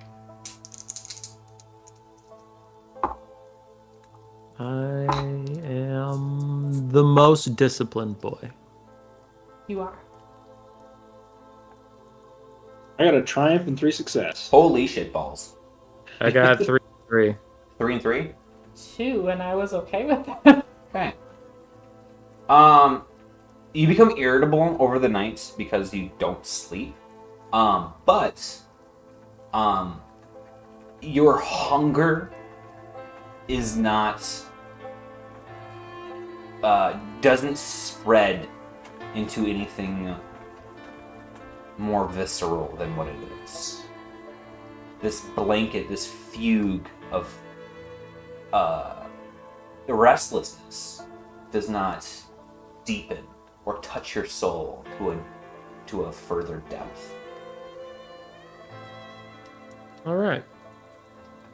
You travel through the pitch black, stumbling about, keeping pace with these folks as they shepherd you. 2 to 3 wolves at a time with you. One always out surveying for predators and keeping the way. Eventually, you find yourselves coming to a creek, and you follow the creek bed further in. But once dim light starts to break, the party makes to rest. Would you guys like to rest now that it is morning? I think we should do that. I mean, yeah, if they're all resting, I'll rest. Will you all rest at the same time, or will you take shifts? You know what? We're their prisoners. They can watch. Yeah, fuck them. Yeah. Okay. Oh, I was gonna have the This same is your response. job. This is your territory. Okay. At this point, the Flayoon offer you guys rations, and when they offer you rations, they offer you guest right. Okay? Which means that effectively you are under their care, but you are also expected to behave as guests. Do you accept the rations or not? And they do have carnivore diet appropriate material for you if you would like it. They're so conscientious. I'll be Yes, a nice I will guest. accept it and show much gratitude. I'll be the goodest boy. Absolutely, absolutely. They have meat. Yes. Now, a question for you, Emery. Is this hard for you, eating meat? It's incredibly difficult. It's incredibly difficult. I need you to perform. Why did that sound so evil? I need you to perform for me a discipline check.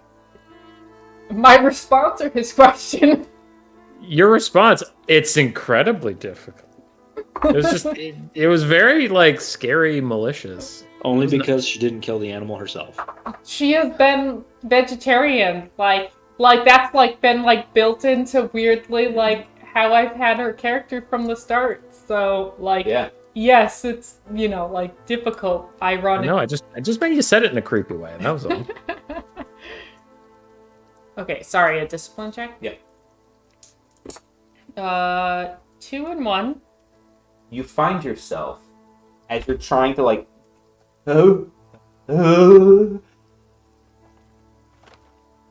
in a place of harmony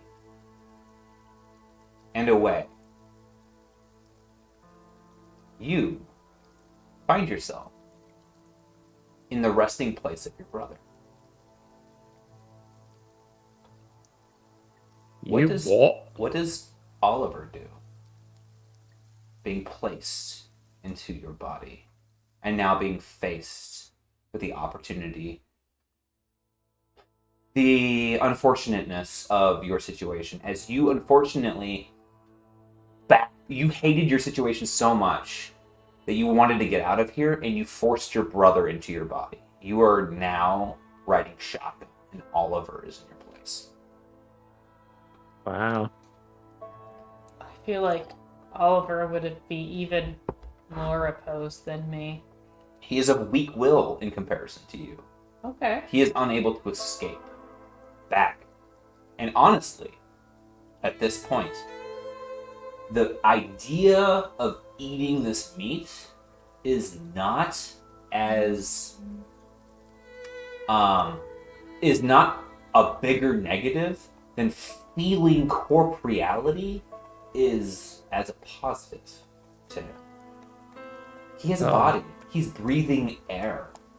He's sentience. He's here, indwelling. This ends well for everybody involved. So at least he's alive in this moment, is what you're saying. So he chows down. Okay. He chows down with the rest of the group. Then what? As everyone else, full tummies, ready for bed, go to bed. What does Oliver do? Does he go to bed with them? Or does he do something else?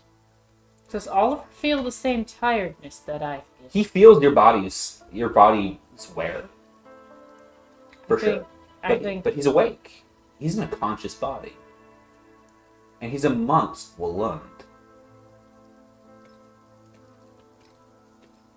he's probably not going straight to sleep. It's been a while. He's cooped up. If you are going to engage in conversation at all, I would ask that you enter first person.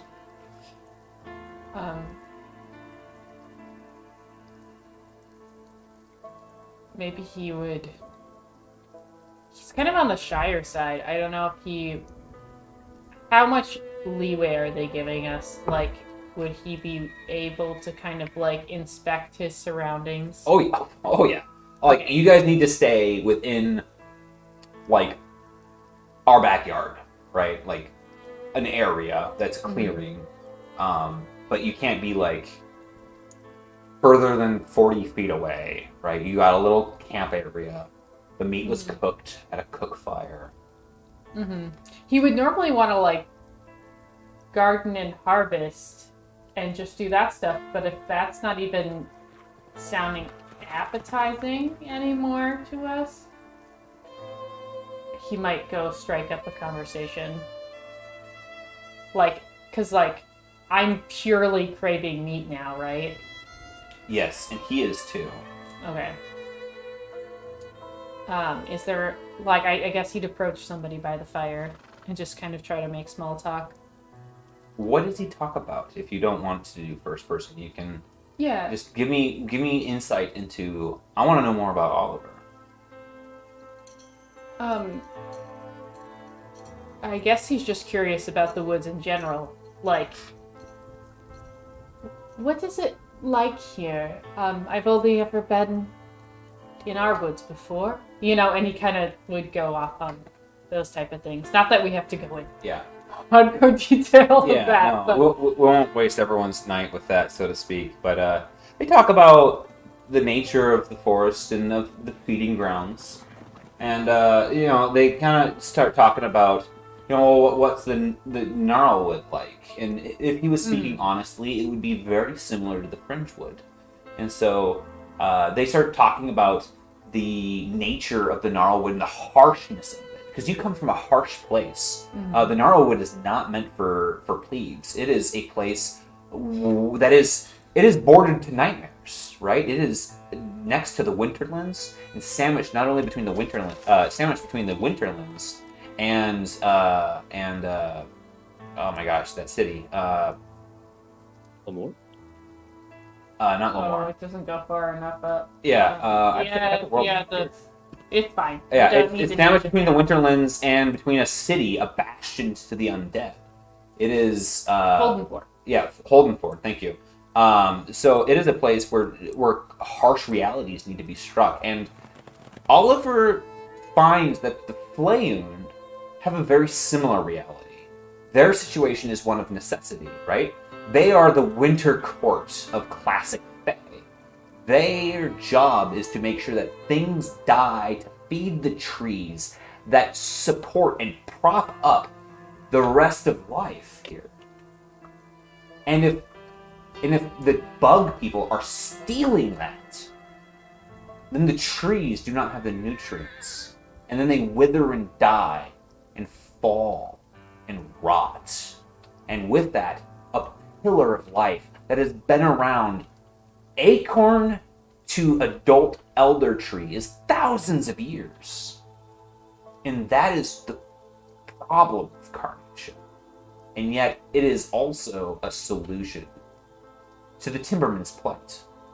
And so they start talking about this. They start talking about how the gnarlwood is a solution to the restless's plight. And how they are a solution, the restless in the gnarlwood, keep the foresters at bay and maintain an equilibrium. And it's respect of that. Respect the harshness. Respect the hunger of the forest, like the farmers do, giving sacrifice to the hunger at the bay of their woods, so that a wolf will eat their lambs and stay away from the cow that provides the milk that feeds the babes, right?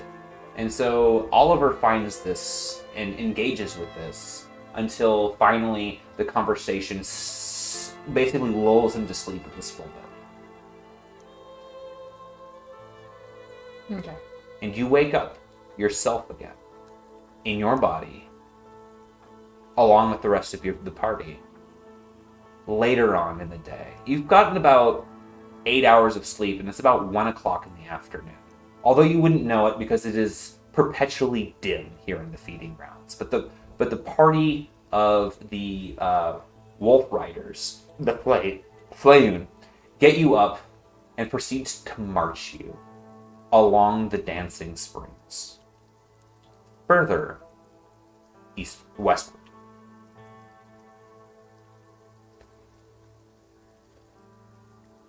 All right. Did we get strain back from sleeping, or not really because we're prisoners? No, yeah, you can recover all strength, and you don't have a Yay. setback from running throughout the night. Yay. If you ate rations, you can heal 1 damage.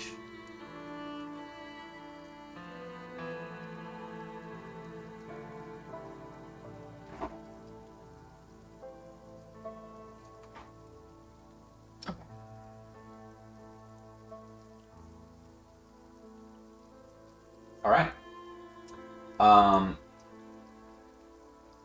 As you guys move, eventually you come to an area of the Dancing Springs where there has been a great elder tree that has fallen to decay. It has died. It has not fallen. It has died, though, and branches have sloughed off of it. And as you guys proceed past, you notice many Woolland working and supervising a band of Tekni who are working at it, chittering away, and basically reducing it down into a oil-like substance that is washing into the spring and off to fertilize the rest of the lands. Eventually, a hill makes its way. You find yourself where the river diverts from the path that the Woolland are taking, and they bring you up a natural hillock. And the hill has stone on several faces of it that show that it seems to be a natural place of vantage. In fact, you can see that far above, it appears that many other Woolland have now congregated in this area, and you basically find yourself being walked into what quickly appears to be some sort of meeting ground. It's not a home. It might be an outpost by way of some form, but it is a natural outpost. It has nothing to do with the fortifications that you would see in the old world. Everything about this position that is defensible is completely made by the hands of the artists of this world. And as you approach, as the Wolf Riders approach, several of the Woolland have. It appears that there is, as they approach, there appears to be several other Woolland at the top of this fortification, and there appears to be stones set in a way that to those trained in witchcraft would be of value, of some sort of it would pose some sort of value, magically speaking, of where the stones have been placed. Great stones, taller than you. And yet, these stones lay there naturally. They are not cut like you would consider of Stonehenge. There, you find yourselves met up with another Woolland. She carries herself with a great... She has a bearing of grace. From her, a mantle of stags, or not even stags, of a great elder beast's uh, a great elder beast's mantle is upon her forehead. So from her brow is a massive rack, right? Oh. And she You just have to stands. say it. She stands head height with Ilya, very tall, very willowy, and on her shoulders is a cloak. The cloak Is she itself- weeping? She is not. She's not weeping. God damn it! She's got a That story. cloak. Hurry. She's got a cloak of what appears to be of night. It is so dark on her shoulders. It has a velvet-like texture to it by appearance. Her skin is pale. Very, very pale. Very similar to what you would find of Norns, of Jotun blood, as a matter of fact. So even those who are from full Jotun blood, which is like almost white, but she doesn't have the bluish tinge to it. It is something that you can easily surmise has something to do with being in dim lighting for longer than most people live. She carries a scepter made of some sort of organic material. It rises, and it's quickly apparent that it is of like bone or horn of some sort, and the top of it seems to it looks as if it was like ripped from a skull of some sort. There is like almost like a root-like texture to the top of it, as the bottom of it comes to it's slender, but at the very, very bottom of it, it comes to a slight fork. And she leans with it in the crook of her arm, so to speak, and kind of leans forward on it with it pinioned towards the ground. And the wolves all almost bow to it as the Woolans slide off of the backs and come forward, and they gesture reverently to the figure before them. She doesn't even unless you were Woolund, you don't see it's just like an ear flick. And I picture the face of this woman to be very similar to the indigenous people of the Avatar world. Very broad nose, very elegant features to this woman, but also with a little bit more hair, much closer to that of a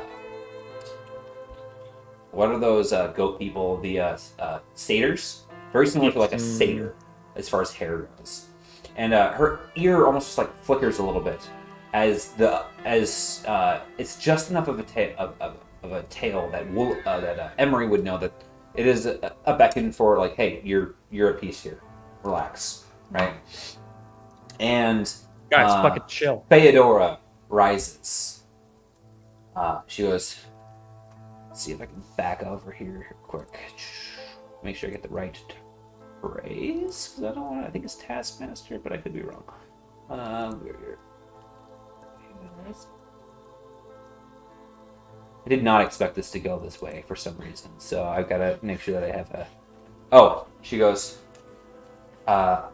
Overseer, I have brought a peculiarity that I knew you would insist on seeing for yourself. That was passive aggressive. Thank you. She goes, thank you, Theodora. I always enjoy a gift upon my door. She goes, upon my threshold. And what would you find peculiar about these folks? Although I do see a Woolund amongst them. She is certainly not mine. She goes, that's my overseer is a Woolund from the Nintanga tribe, a cousin from the gnarlwood, and she brings with herself a norn and a braven tail. And with that, she kind of raises one eyebrow. Not that weird, guys. Very fascinating indeed. Yes, and the Norn, although he goes, and the Norn speaks of the interloper from the west, familiar with the truncated one. Get it. But that her face kind of almost turns into a frown. Like her face like goes slack a little bit. She looks over at you guys quickly and looks back. I rolled, turned that frown upside down. Peculiarities. Theodore, you did well. Thank you, my madam. They were escaping to an ascent, fleeing to the Sloan territories, and heading in line towards Paratisium in the Fringewood.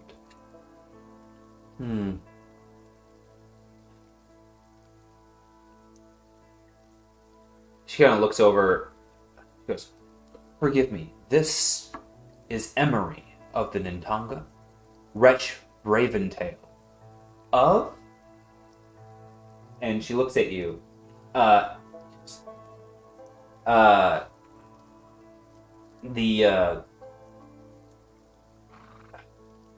character, the new figure, kind of cuts in and kind of fills in the statement and goes, from the Raven, I assume.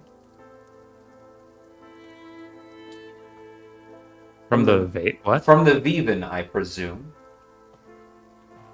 What? Like asking the DM, like what? Yeah. That doesn't sound familiar. If you roll, give me a knowledge people check. Okay. And Emery, you would know this. This is the last tribe to be mentioned.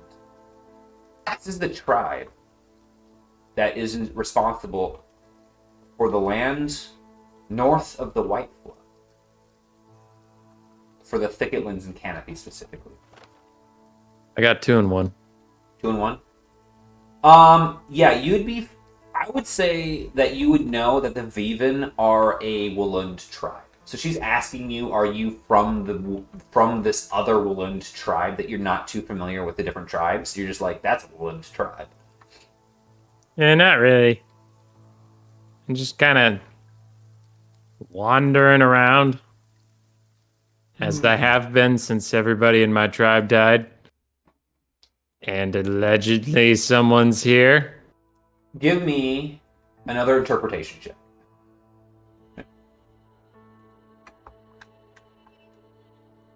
Another interpretation. Well, you did some of that earlier. Sorry. Okay, all right, okay. Well, all right. It's all just calm down. 2 and 2. 2 and 2? You see a crack of a smile, just faintly on her mouth, and there's a flutter in your chest. Dare I call it a hope? And you start running through your brain back to those days, and you are so doubtful that it is unbearable to hope, it seems. Because you knew every tail, every ear, every smile of them as you watched them die, one by one, 2 by 2, Yeah. and then by the dozens.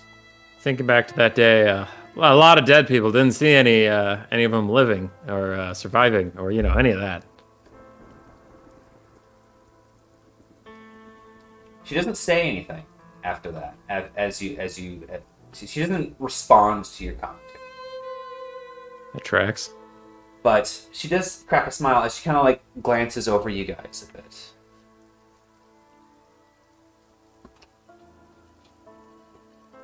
Certainly a lot to unpack with this group. Maybe it's best that we do this one at a time. It's never good. This lady's a piece of work. That's never good. Out Are of we being interrogated? out of the honor of our shared blood, I would have a moment with Emery. If you would be so kind to have a moment with me. I kind of like glance at my party's members for like, is that okay? I don't think I have much say in the matter. Of course, sure, yeah, just fine, just, yeah. With that, she doesn't nod or anything. She goes, but the Feodora kind of does like a little chirp, and her wolf stands up, and they go to gesture the other two of you back down the hill, and guide you toward the river bed, so that way you have a calm, peaceful place to relax. Oh no. Oh, Relax. Is this where the Fear bag spoils the meat. the bag goes over your head? That's how you know they're not gonna kill you. Because why bother to hide your location from a dead man? Huh? Hey, you know they have slaves. Why kill what you could use? Wow. It's just water in a rag. What are you worried about? Emery, pleasure to meet your acquaintance. I am honored to house a guest of our cousins and our fellow tribesmen.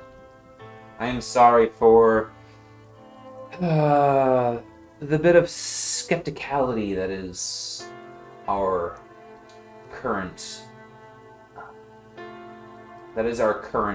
stance.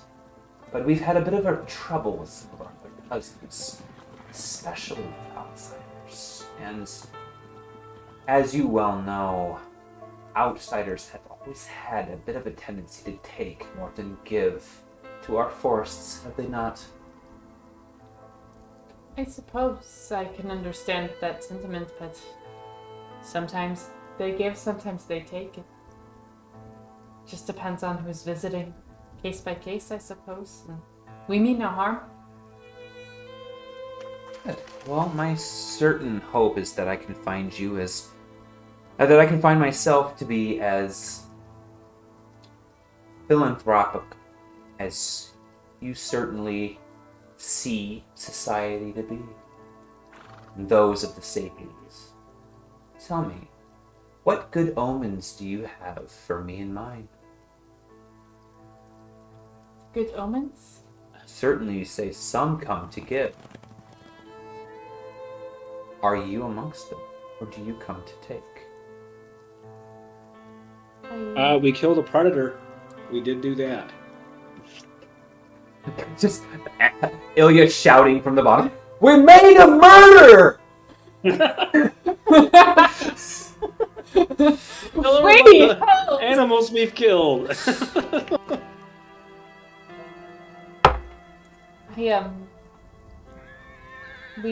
We did not mean to take, but I'm not sure I understand. Perhaps if you speak more plainly, what it is that you're hoping for us to do or not do. I mean no harm. I really do just want to pass through. Where are you passing to, my lord? Back up to the Thicketlands. I'm here for. Well, I suppose you may already know, but the weeping willows that have been ravaging the land up in the Thicketlands. I'm here for them. I'm on a rather tight time schedule, actually. You come to be caretaker for them? Not quite this time, I'm afraid. And My understanding is they're too far gone. I'm a bit more curious as to how do I put this? Emery, you have duties up in the Gnarlwood, do you not? It's a long trip to come down here to simply deal with, well, let's face it, responsibilities of the Sloan tribe, or mine, which a small warband could easily dispatch or hunting party. I'm. You are not here for that. You have a bigger purpose. That is but a detail. I'm afraid there is no more Nintunga tribe anymore. I'm more or less on our own, you know?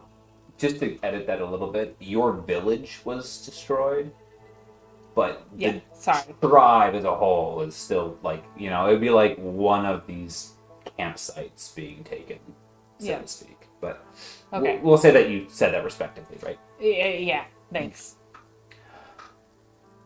Oh my. That is...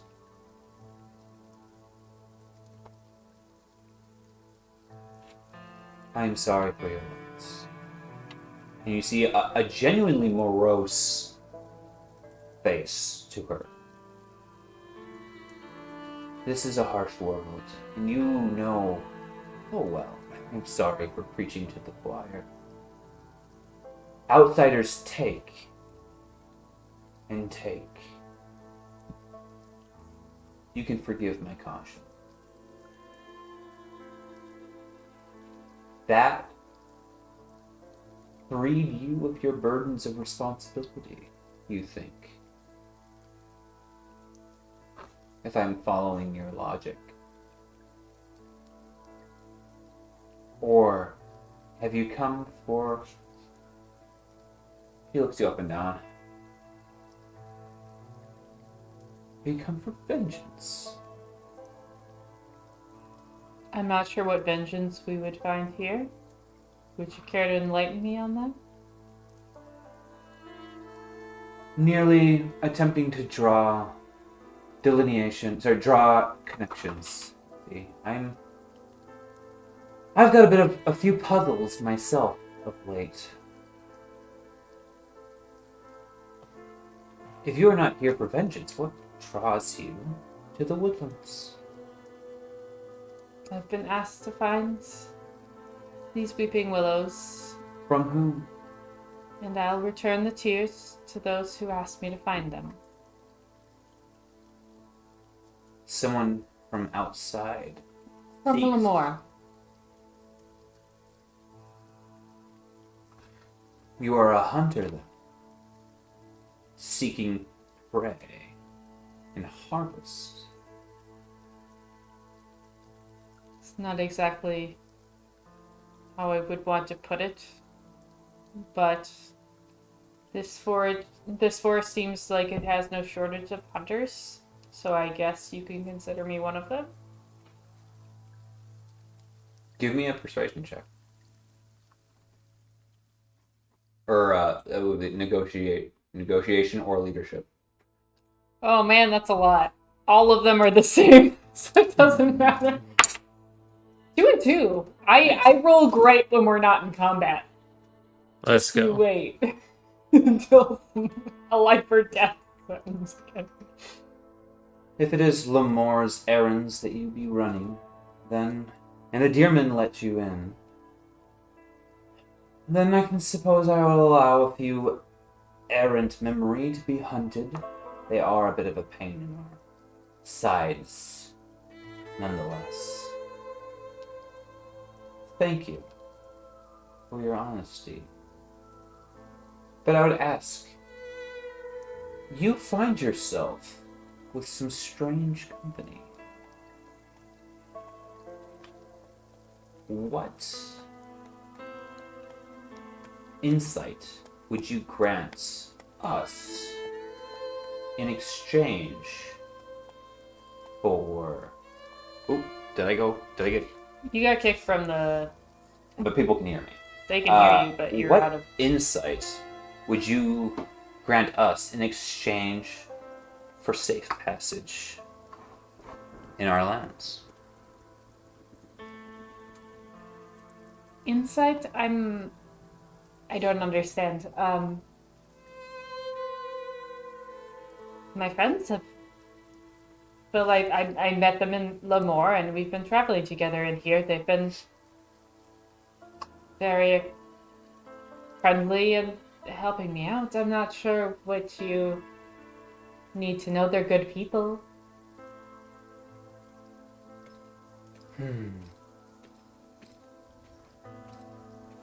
They are nonetheless interlopers in our forest, coming with some agenda of theirs.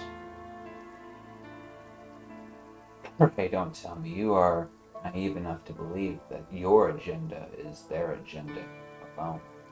Or Ouch. are they hired protection? In which case, that is understandable. I honestly think that this forest offers a lot of opportunities, good, bad, or indifferent, but they've been traveling with me without too much rush. I mean, you know that Ilya's been, well, he's been looking for the elephant man, but Wretch just kind of wants to make a buck as far as I can tell, and well, I guess he might be finding out lately that there's not a lot of money to be had in the forest. I just want some food. All right, wait, real quick for the chat's sake, because there's someone here who doesn't know our backstories. She found me in a well and I was about to die. And she was like, "You want to not die?" And I was like, "Sure." You were hungry and you were poor, and gave you something to do, and I gave you corn. I'm still so poor. But you're fed. All right. Anyway. Okay. Very well. It seems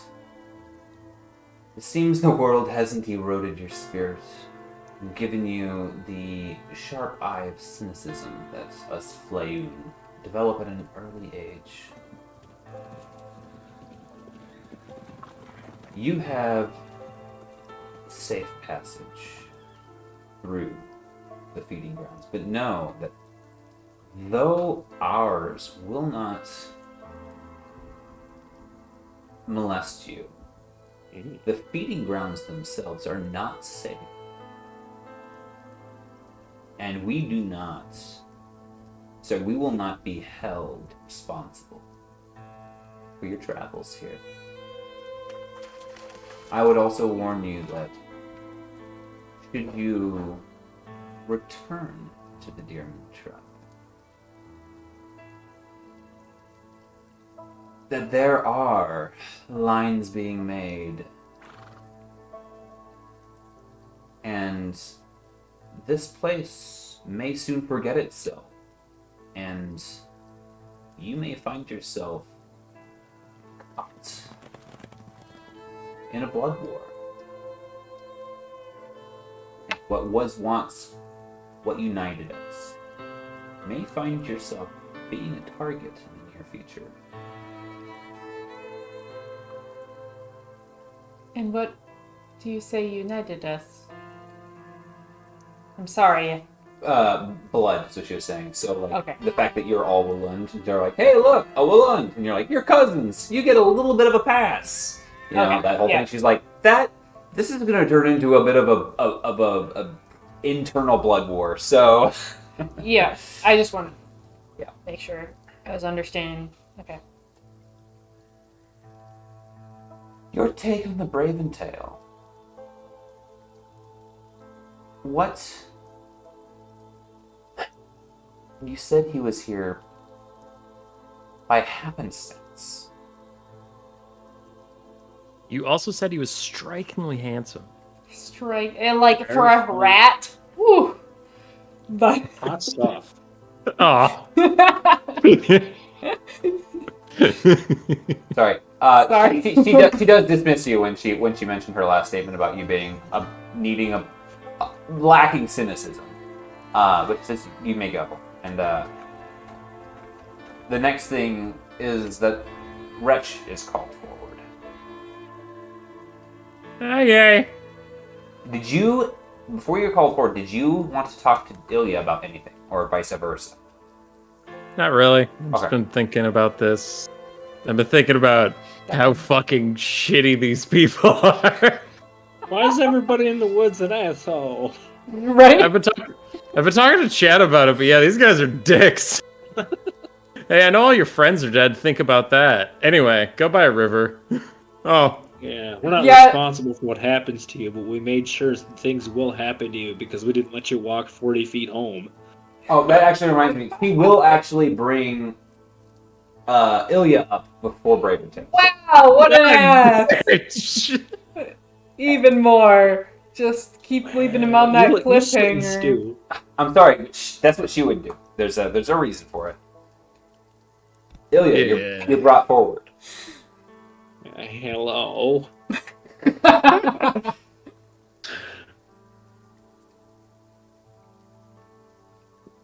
I have respect for your people. I know very little, but I know that your life, the life of your kin, is a hard one.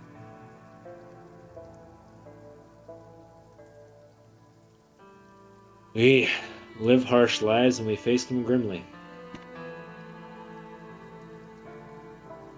So you would understand that my place is, unfortunately, a place where grim choices are those that I tend, which are the only ones that I tend to have. Yes. I have knowledge of the strange sapience that you claim to know. Little caveat on that. I know of him. I don't know why he was on a boat up the White Run. I don't know what other involvements he's had. That was the only that was only identifying information for my actual mission, which is what he stole. A thief. He has property that you claim is yours. And you have come to retrieve said property? Yes. That's all. Tell me, what property has this wretched soul taken from you? I'm afraid of being too honest. I feel like I'm talking to the cops. 12 jewels, about the size of. I gesture about this size. Ah. I would ask that you tell me more about these. I don't know how much showing. Let's see.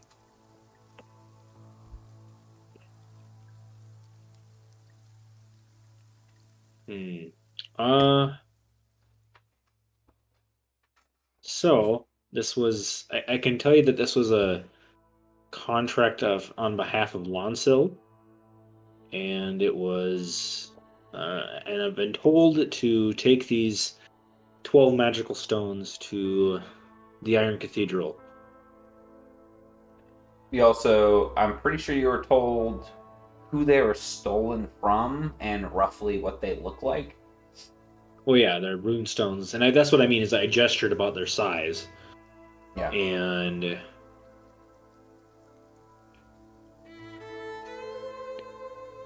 yeah, a contract came to me on behalf of Lonsil asking me to find a Dajang with sawed-off tusks capping gold.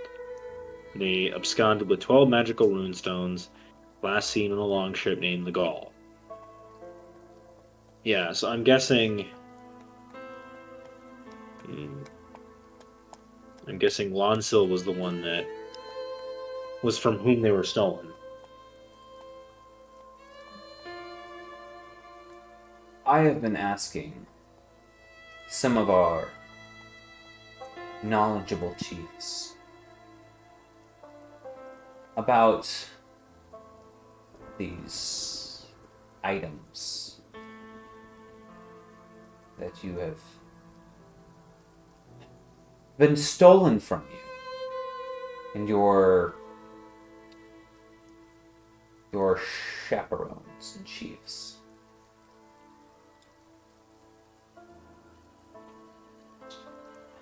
I must say, we are surprised to find such a thing to have made its way into the woods, for they are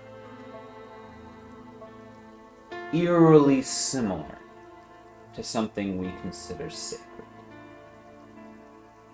Hmm.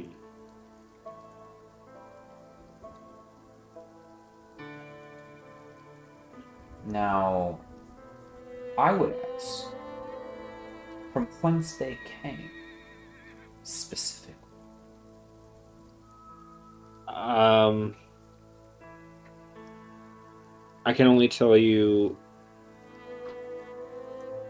I can only tell you from whom I got the contract, and to excuse me, to where I'm supposed to bring these items once I have them.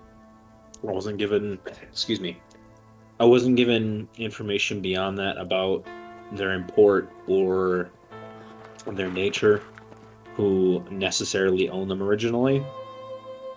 I imagine that was a sort of a need-to-know basis.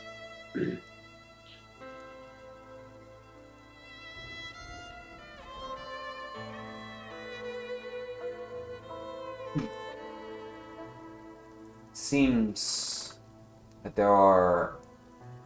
It seems that we may find ourselves with a mutual interest. Oh. I have these stones.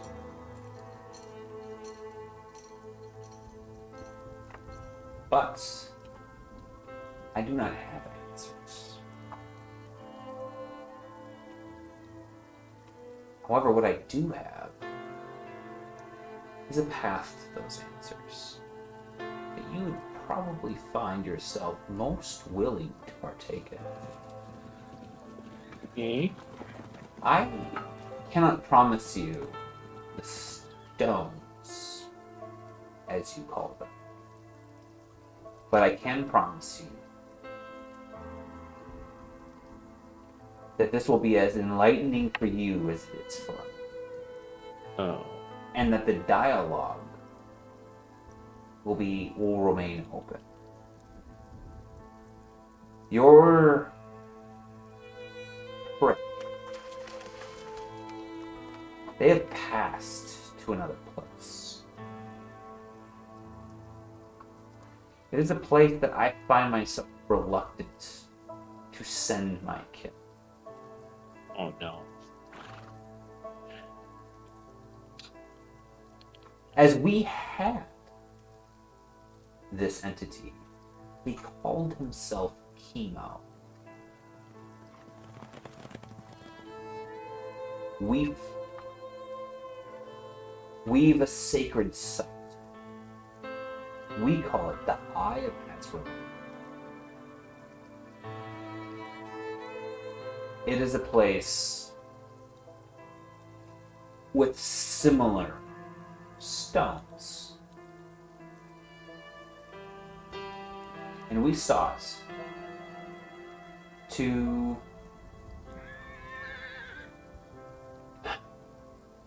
investigate. Chemo passed through the Eye of Azrael. If you could capture and bring him back, I am sure that our relationship can be a cordial one, a beneficial one, for the Sloan and for the restless. Is that to the Eye of Azralan? It's on the map, Okay. which is Oh. that's on the map for me more, but so you might necessarily know that that's where the Eye of Azralan is, but that's fine. I think Wallaby jotted it down actually. So he's on an island? no. Give me a knowledge dark check or an investigation check.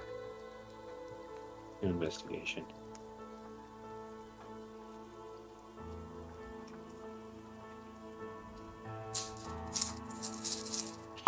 One success, 2 advantage. Unfortunately, I cannot enlighten you to the words I've already said, but you can draw conclusions for your own. There's a sacred site, a place with stones of what you can only assume to be magical nature.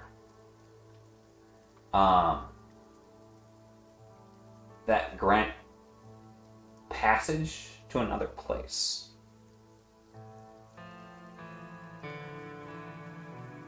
He passed through the Eye of Azrael. He passed into the Eye of Azrael.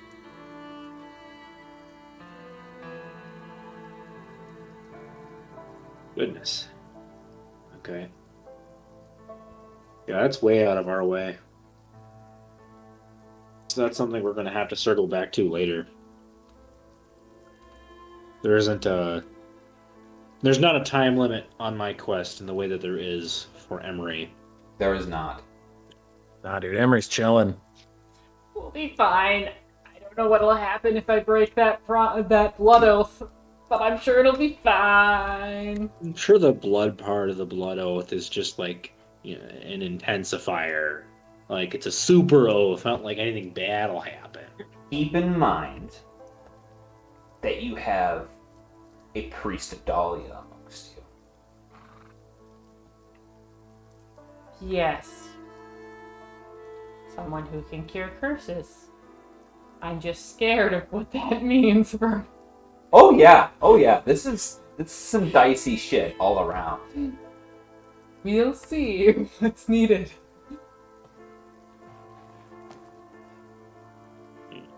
Well, it certainly gives me more direction than I had before, and I do appreciate that. But as I said, my traveling companion Emery, her needs currently take precedence. Unless doubling back to the Eye of Azrael will somehow take us up to Lamore where she needs to be. Oh, that is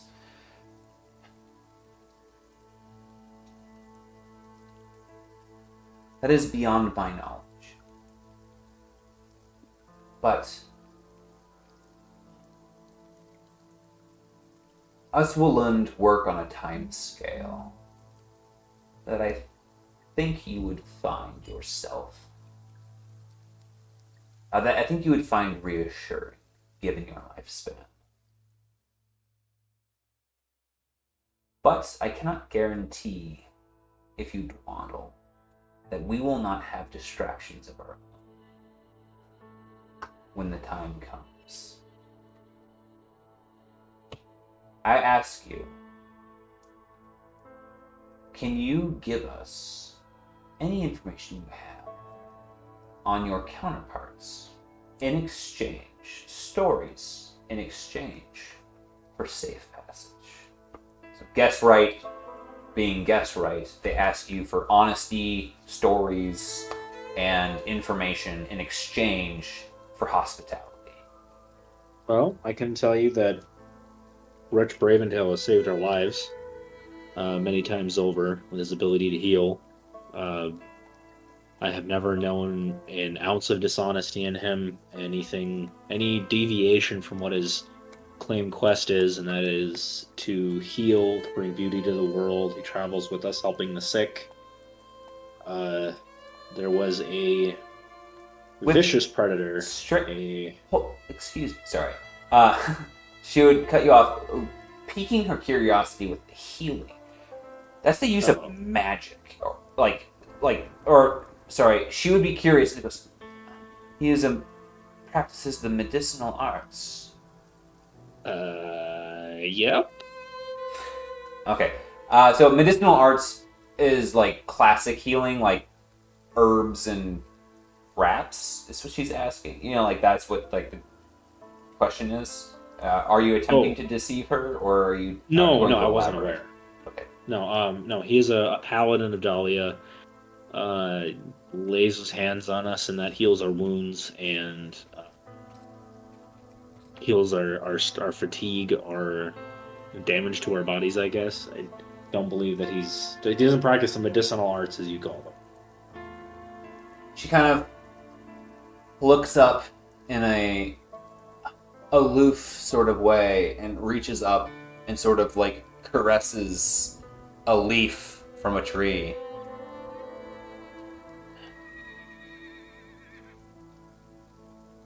Then by Alright. Eve, the goddess of fate, she kind of ruminates to herself. Ruminate. Yeah, ruminate. Pontificates. Sure. Okay.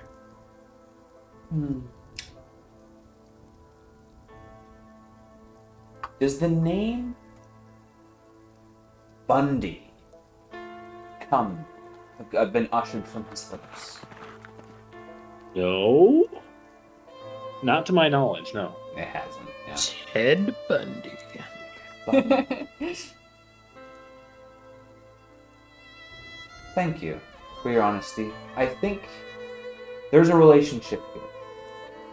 You may go, knowing full well we have what you are looking for, and can certainly escort you to the Eye of Azrael to help facilitate this relationship. If you must see to the restless, see to your chieftains for further approval, or attend to the needs of your fellow compatriots, that is certainly not a problem for us. I do ask of you, what do you know of Emery? Fears, flaws, desires, hopes in this world. Okay. That's personal. Deeply personal, but I don't have much choice, and I don't see a reason to lie. She claims to be here in search for some material goods to bring back to you. It's a long travel for simply being a scavenger. There is pain in that one. And unfortunately, Yes. I know what the shackles of love can do. Yes, the unbearable weight of grief can sometimes drive people to do extreme things, but much like Wretch Braventel, and hopefully, as you gathered from myself, there's not a bit of deception in her. And when she says that she's here for the Tears the Weeping Willow, the most I can say is that she is trying to address that grief and perhaps take back control from what was a horrific loss. I lost my father, and it left a scar in me that I hope to one day heal, or maybe redress the grievances that it buried in me. You think that And- these tears will help find her solace. I struggle to find what these material goods will do helping her with her grieving process.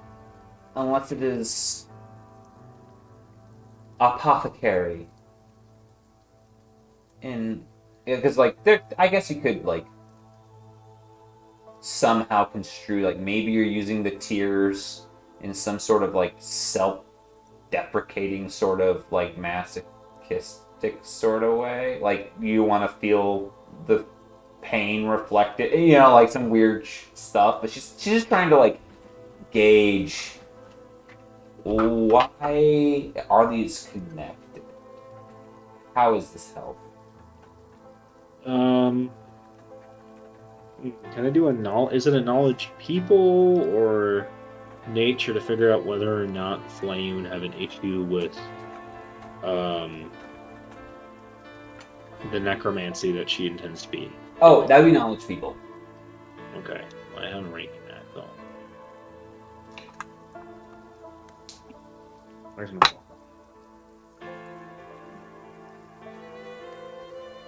Do you guys have a problem with necromancy? I mean, I do. My character definitely does.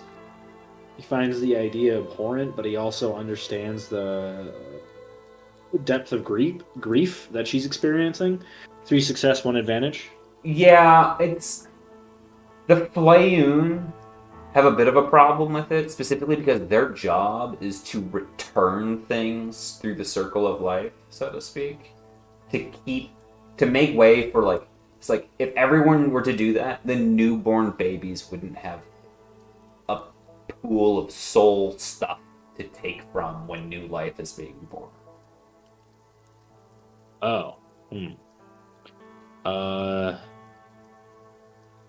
Wait, so if I remember correctly, her brother hasn't actually passed on. There's some weird Correct. circumstances to his death where he's not. She's not pulling from soul stuff. She's pulling from life's waiting room. Kinda. Yeah, what it is that your soul goes to the potentia. Like everything that animates the corporeal world is from the potentia.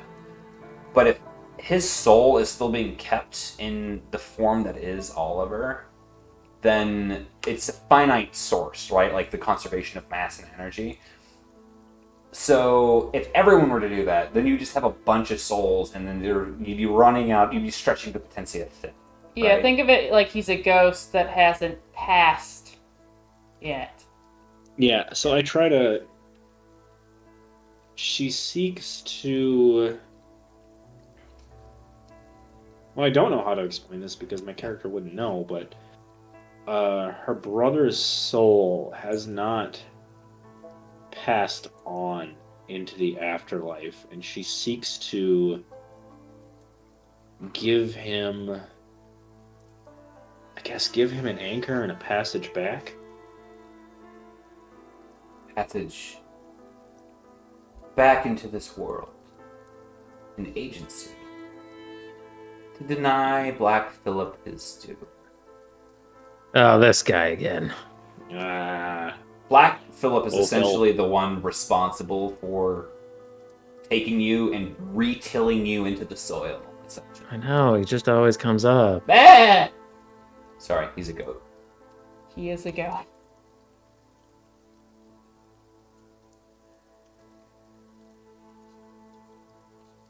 He did ask. She did ask a question. Oh, To deny Black Phillip his due. That's what she kind of said. I not know. I guess that's true. My understanding of the magic she seeks to employ is very poor, and also what the exact nature of this transaction will be is very poor. I will admit that. Not trying to be dishonest, I'm ignorant. There's a difference. Yes. Like I said at that earlier interaction, I just want to express to you guys how dumb we actually are.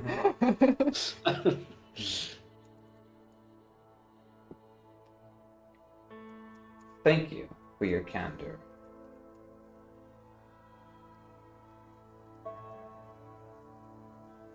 How she found a method for this? Is this something the Scylla have promised? The No. demon? No, there was not an entity within the woodlands. No. The Bracken Bastion did promise. She promised to help make her a totem. Oh, so the transaction of returning her brother's soul to this realm was promised to her from somebody in Lemoore. But we were told, or she was told, in the Bracken Bastion by a magic user of a nature I don't understand, that a totem could be made. So her brother would have some sort of anchor to this world. But it was not. I guess that was only a promise as one part of a transaction already made. That is what brought us to the woodlands.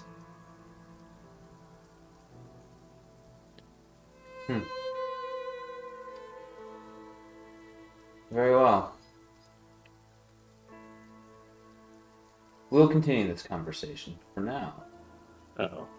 I would ask to see the Braven Tale. it me. Okay, I'm gonna go.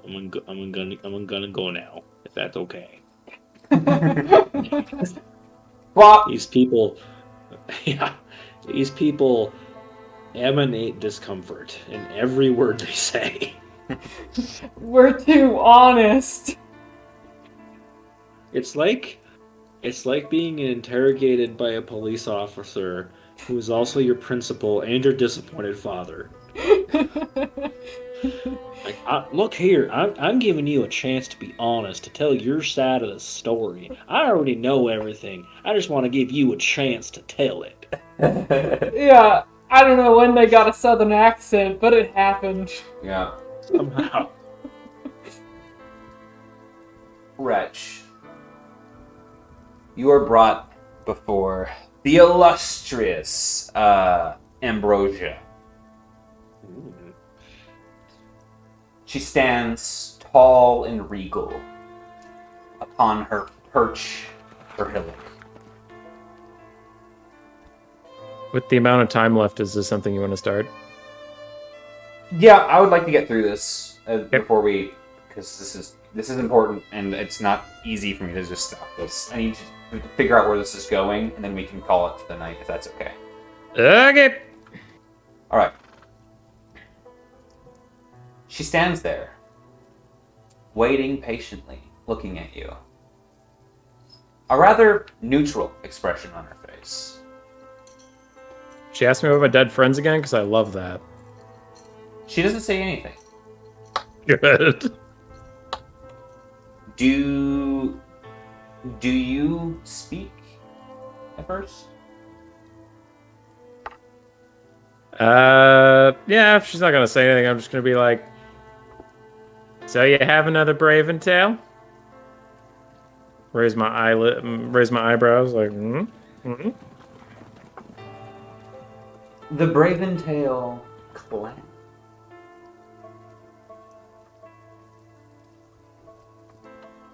She kind of thinks there for a moment. We all died.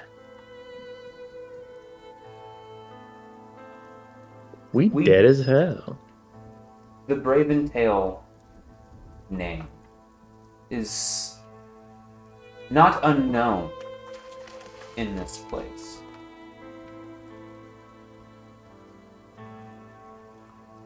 Now, I would ask you, of your tale, that of your compatriots, as part of, in exchange for the hospitality we've shown. Okay. What do you want to know? I'd like to know your story. I would like to know Ilya's, and I would like to know Emery's. Okay.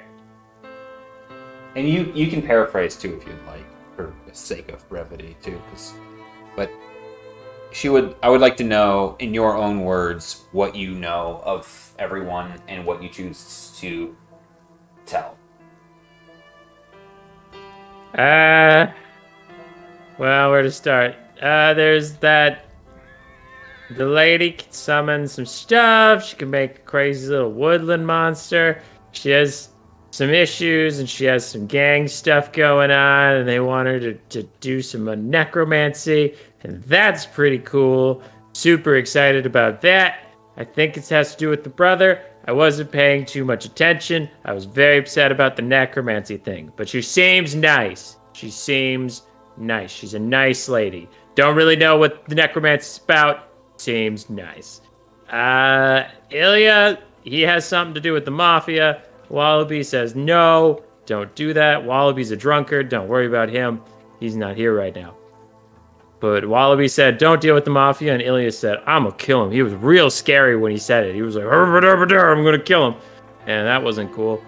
But we kind of got past that, and now we're looking for some crying trees. I don't really know what that means. I see an awful lot of trees. None of them are crying. And when I ask if we can make them cry, everybody looks at me all weird. I'm getting kind of sick of that a little bit. Just a little bit.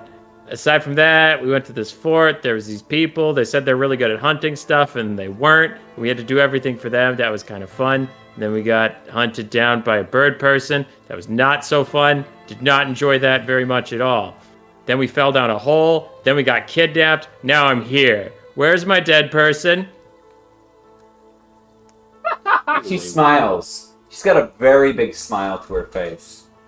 Did you stop smiling at And me? she looks down and says, "Your candor, it warms my soul. You bring with it the joy that all of the short-lived do. And it's heartwarming. I have good news for you, Wretch Braventail, today. All right. Your clan lives on. That's pretty exciting. There are a few... One second. There are a few... Sorry, she goes... Many years ago, a clan of Flutterfoots came to our lands, Okay. seeking refuge from a plight. Okay. And we granted them succor and sanctuary. Okay. Since then, a few have announced themselves to be Bravenfoots and have Braven Foots or Braven Tails? Very big difference. Braventails and announced themselves to be Braventails. Okay. One of such has even made a name for himself, Bundy. He works here with the Flyoon Okay. and helps attend to our agendas and our needs. In exchange for the blessings that we have given to the Flutterfoots since their arrival. By the way, you know of the Flutterfoots. They are in your backstory. Gotcha. And in fact, one particular Flutterfoot comes to mind. One of which you've had an intimate relationship with. All right.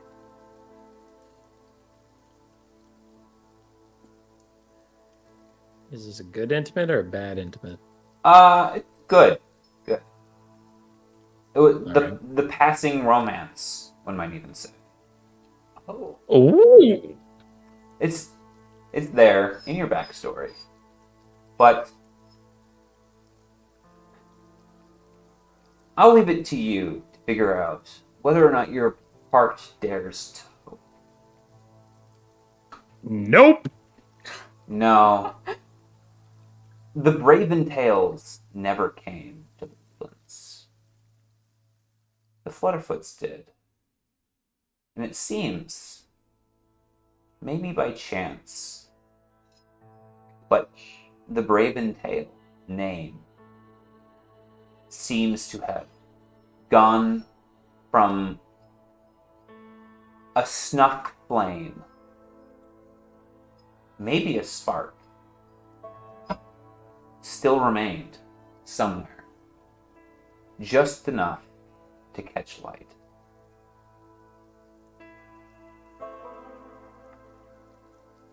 Okay. All right. Okay. Am I allowed to meet this person? That remains to be seen. Okay. I would ask that we convene with your friends and discuss this together. I don't know why you separated us in the first place, but that sounds like a great idea. Forgive me, wretch, Raven, but it is merely a precaution. The other two of you are son. I don't like being kidnapped. It's Okay. very stressful. Very scary. The two of you are brought to the summit and gathered. And Ambrosia waits for a moment for you guys to collect yourselves. You guys say anything to each She asked me about you guys, and I did my best to tell her the truth. She asked me about you guys, and I did my best to tell the truth. Also, she's still messing with me! I say She's- way too loudly. Messing with you.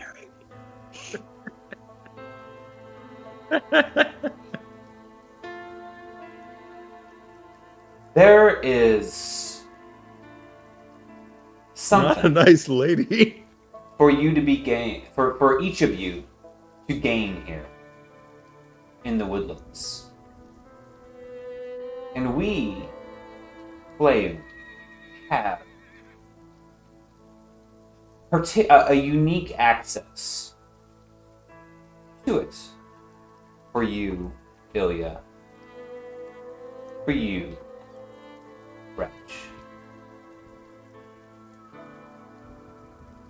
And Emery. I think we can allow certain slights, certain omissions to be tabled. I kind of like give a look at them like, You did not mention your brother. oh no. No, I absolutely did not. It was not none of any of their business. And yet it asked, what brought you to the woodlands? And I gave them my quest for why I was here. No more. You gave them half-truths, right? Because Yeah. you also came here to go to the Bracken Bastion and talk to G. Yeah. Anyways. I'm inclined to give you a chance to pursue Kima. A chance to reunite with your family. A chance for you to reunite with yours, she says to Emery. To allow it. Allow it. But I would ask for a simple thing in exchange.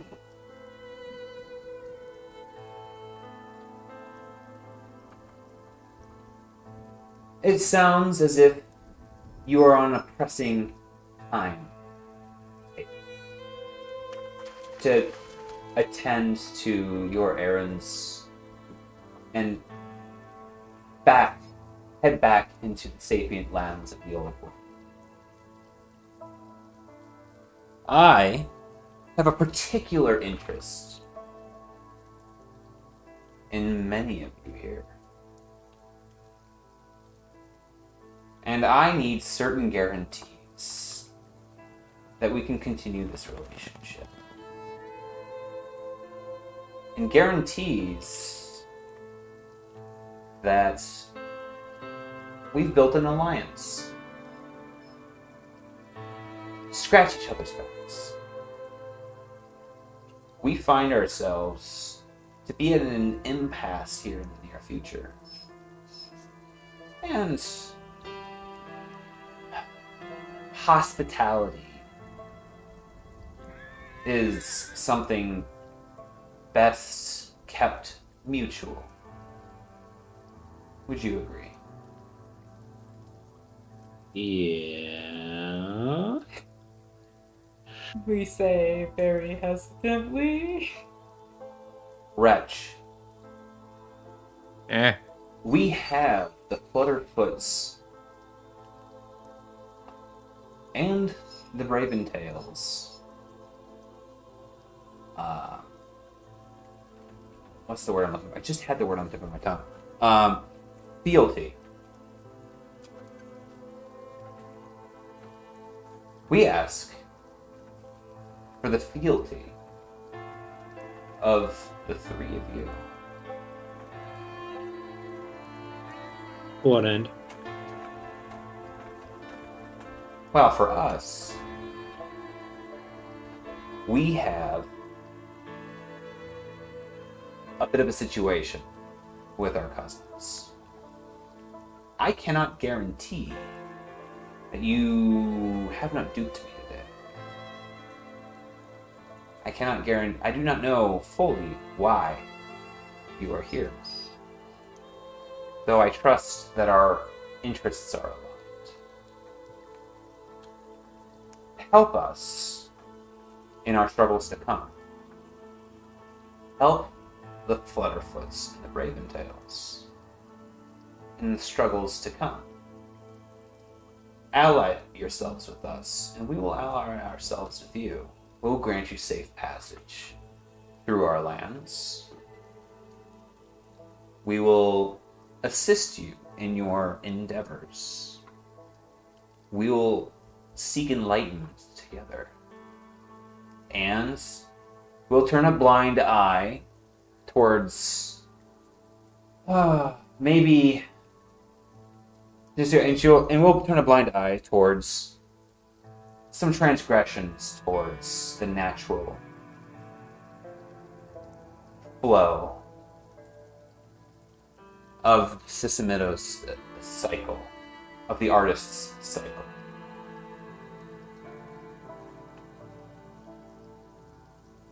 Grant us fealty in this, and we'll let you pass.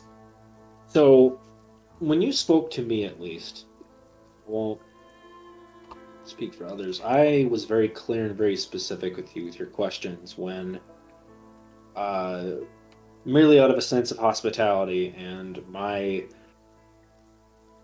how much I value honesty. I seek to eliminate tyranny and oppression where I find it, so I ask for a bit more clarity, and when you say fealty, that worries me. When you say troubles to come, like you said, we're outsiders here. You wouldn't have to I need... ask such questions. She puts... You find yourselves in a land where all fealties have been called. It is hard for us to find allies unless they happen in here. Or we find allies amongst ourselves. Our kind has been united for so long. What is to come is unprecedented, and we do not know what will come of it. But the Sillin, the Flayon, the Deerman might come to blows. And I want allies. I want you guys will to swear ally with us against whatever opposition we find in the coming days. But the Deermen aren't looking for opposition. They're trying to get everyone to be together, to not have a fight. And as we understand it, you occupy an essential part of the life cycle of this forest. You maintain it, in fact. And To be clear, Sarah, the Deermen are currently summiting basically they're bringing the Tekeknu and the Timbermen in their area to unite with them to form a solid opposition against the Flayon and the Sillin. I thought they were bringing everybody together to ask them to swear fealty under under them. Nope. They're trying to unite allies to push off. What they said specifically was, we're gonna feed you guys to the Sillin and the Flayon unless you come to heal. If you guys come to heal and bow before us, we will help keep you guys safe from the Flayon and the Sillin. That was not how I took that very nice man. This very intimidating lady has a different feel. What Tondu last was like, yeah, no, we've been allowing you guys to do your thing to the Timbermen and whatnot. He's like, but you're pissing everyone else off. So you're either gonna listen to me, or I'm gonna just let them come in and do their thing. okay.